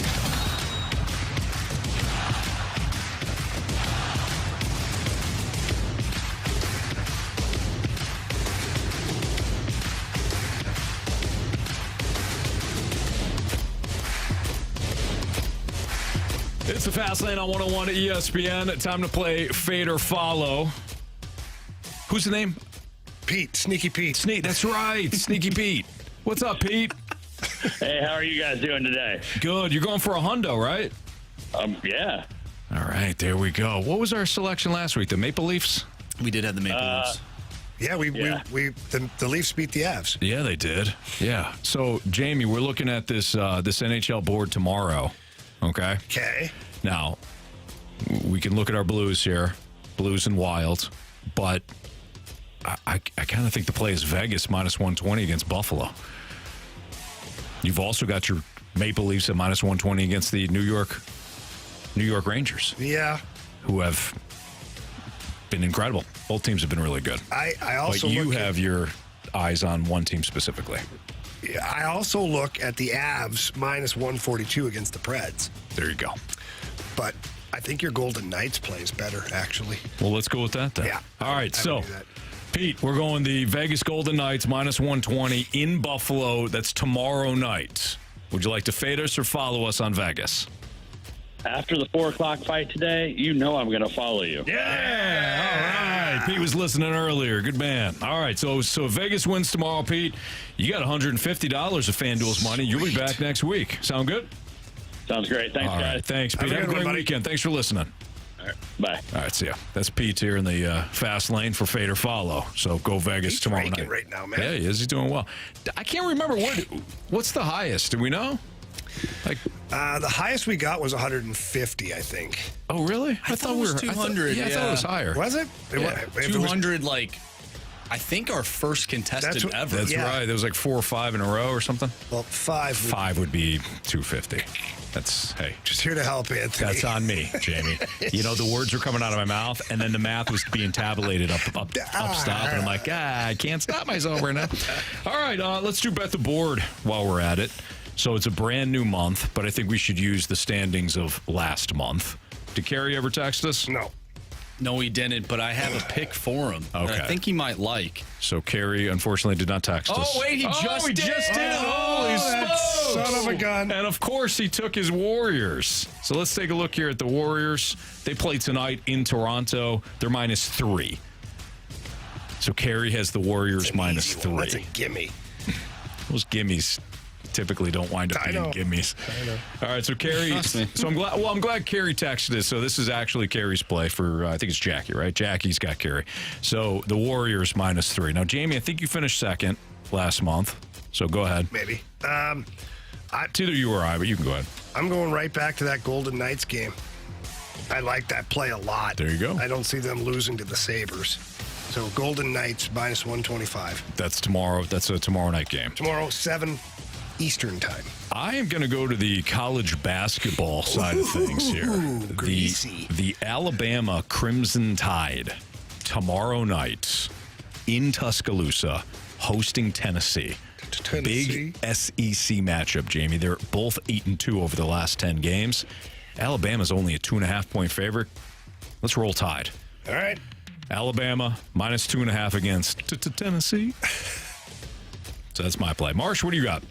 All right, so I'm looking at the LA Clippers and the Washington Wizards. And in the last 5 matchups, the Clippers have covered the spread against Washington. Now, Washington took on the Lakers last night, so they have a back-to-back. We know how the NBA goes with back-to-backs. The second day, they typically don't do as well.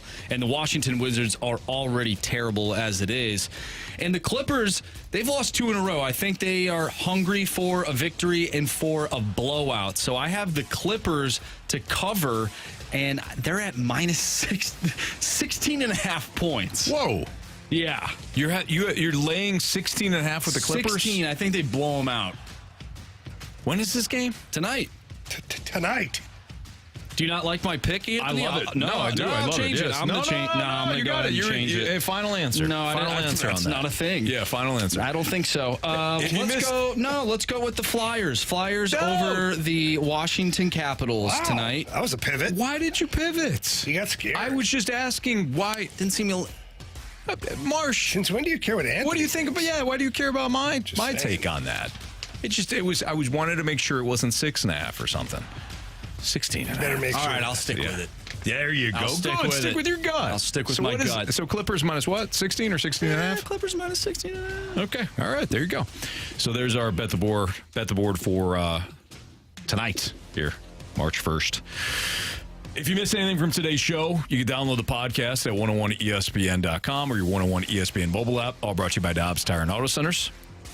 Marsh, what do we got for criticisms and compliments? All right. From the 314, you guys give me a headache when you talk baseball. You guys sound like scorned lovers. Thank you very much. I don't see the problem. Nope. From the 636, way to go, Anthony. You Thank just you. ruined everyone's day. Oh, that's nice. Why? Was I talking about the Cardinals? Yes. Well, that's probably what is that both texters probably connected there. You're welcome.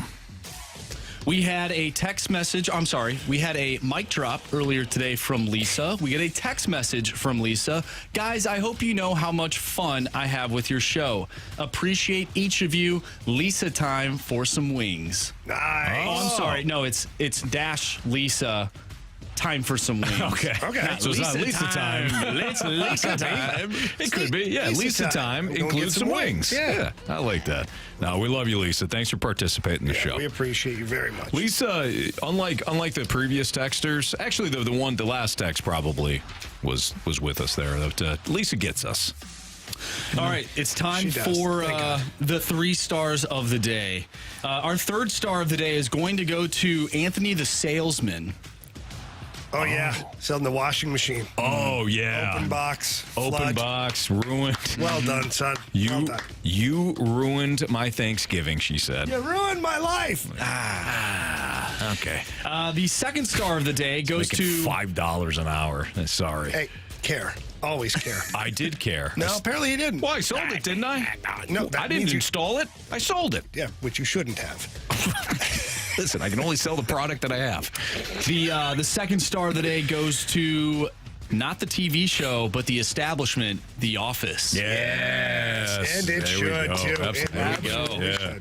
And our 1st star of the day, she just made the JV soccer team, McKinnon Rivers. Yes. Congratulations, McKinnon. Yeah. Good job. There you go. You guys got a celebration dinner big tonight, celebration Anthony. dinner. You got a kick out of this. I did. I said to my daughter, celebration dinner tonight. Where do you want to go? Anywhere. Anywhere. She goes, Texas Roadhouse. Nice. I like their steak. And I was telling Jamie, Mountie P, Mount Pleasant, they had a Texas Roadhouse. That was the fancy meal for us. It is. All right, for Andrew Marsh, Jamie Rivers, Carey Davis, I'm Anthony Stalter. Have a great weekend. See you.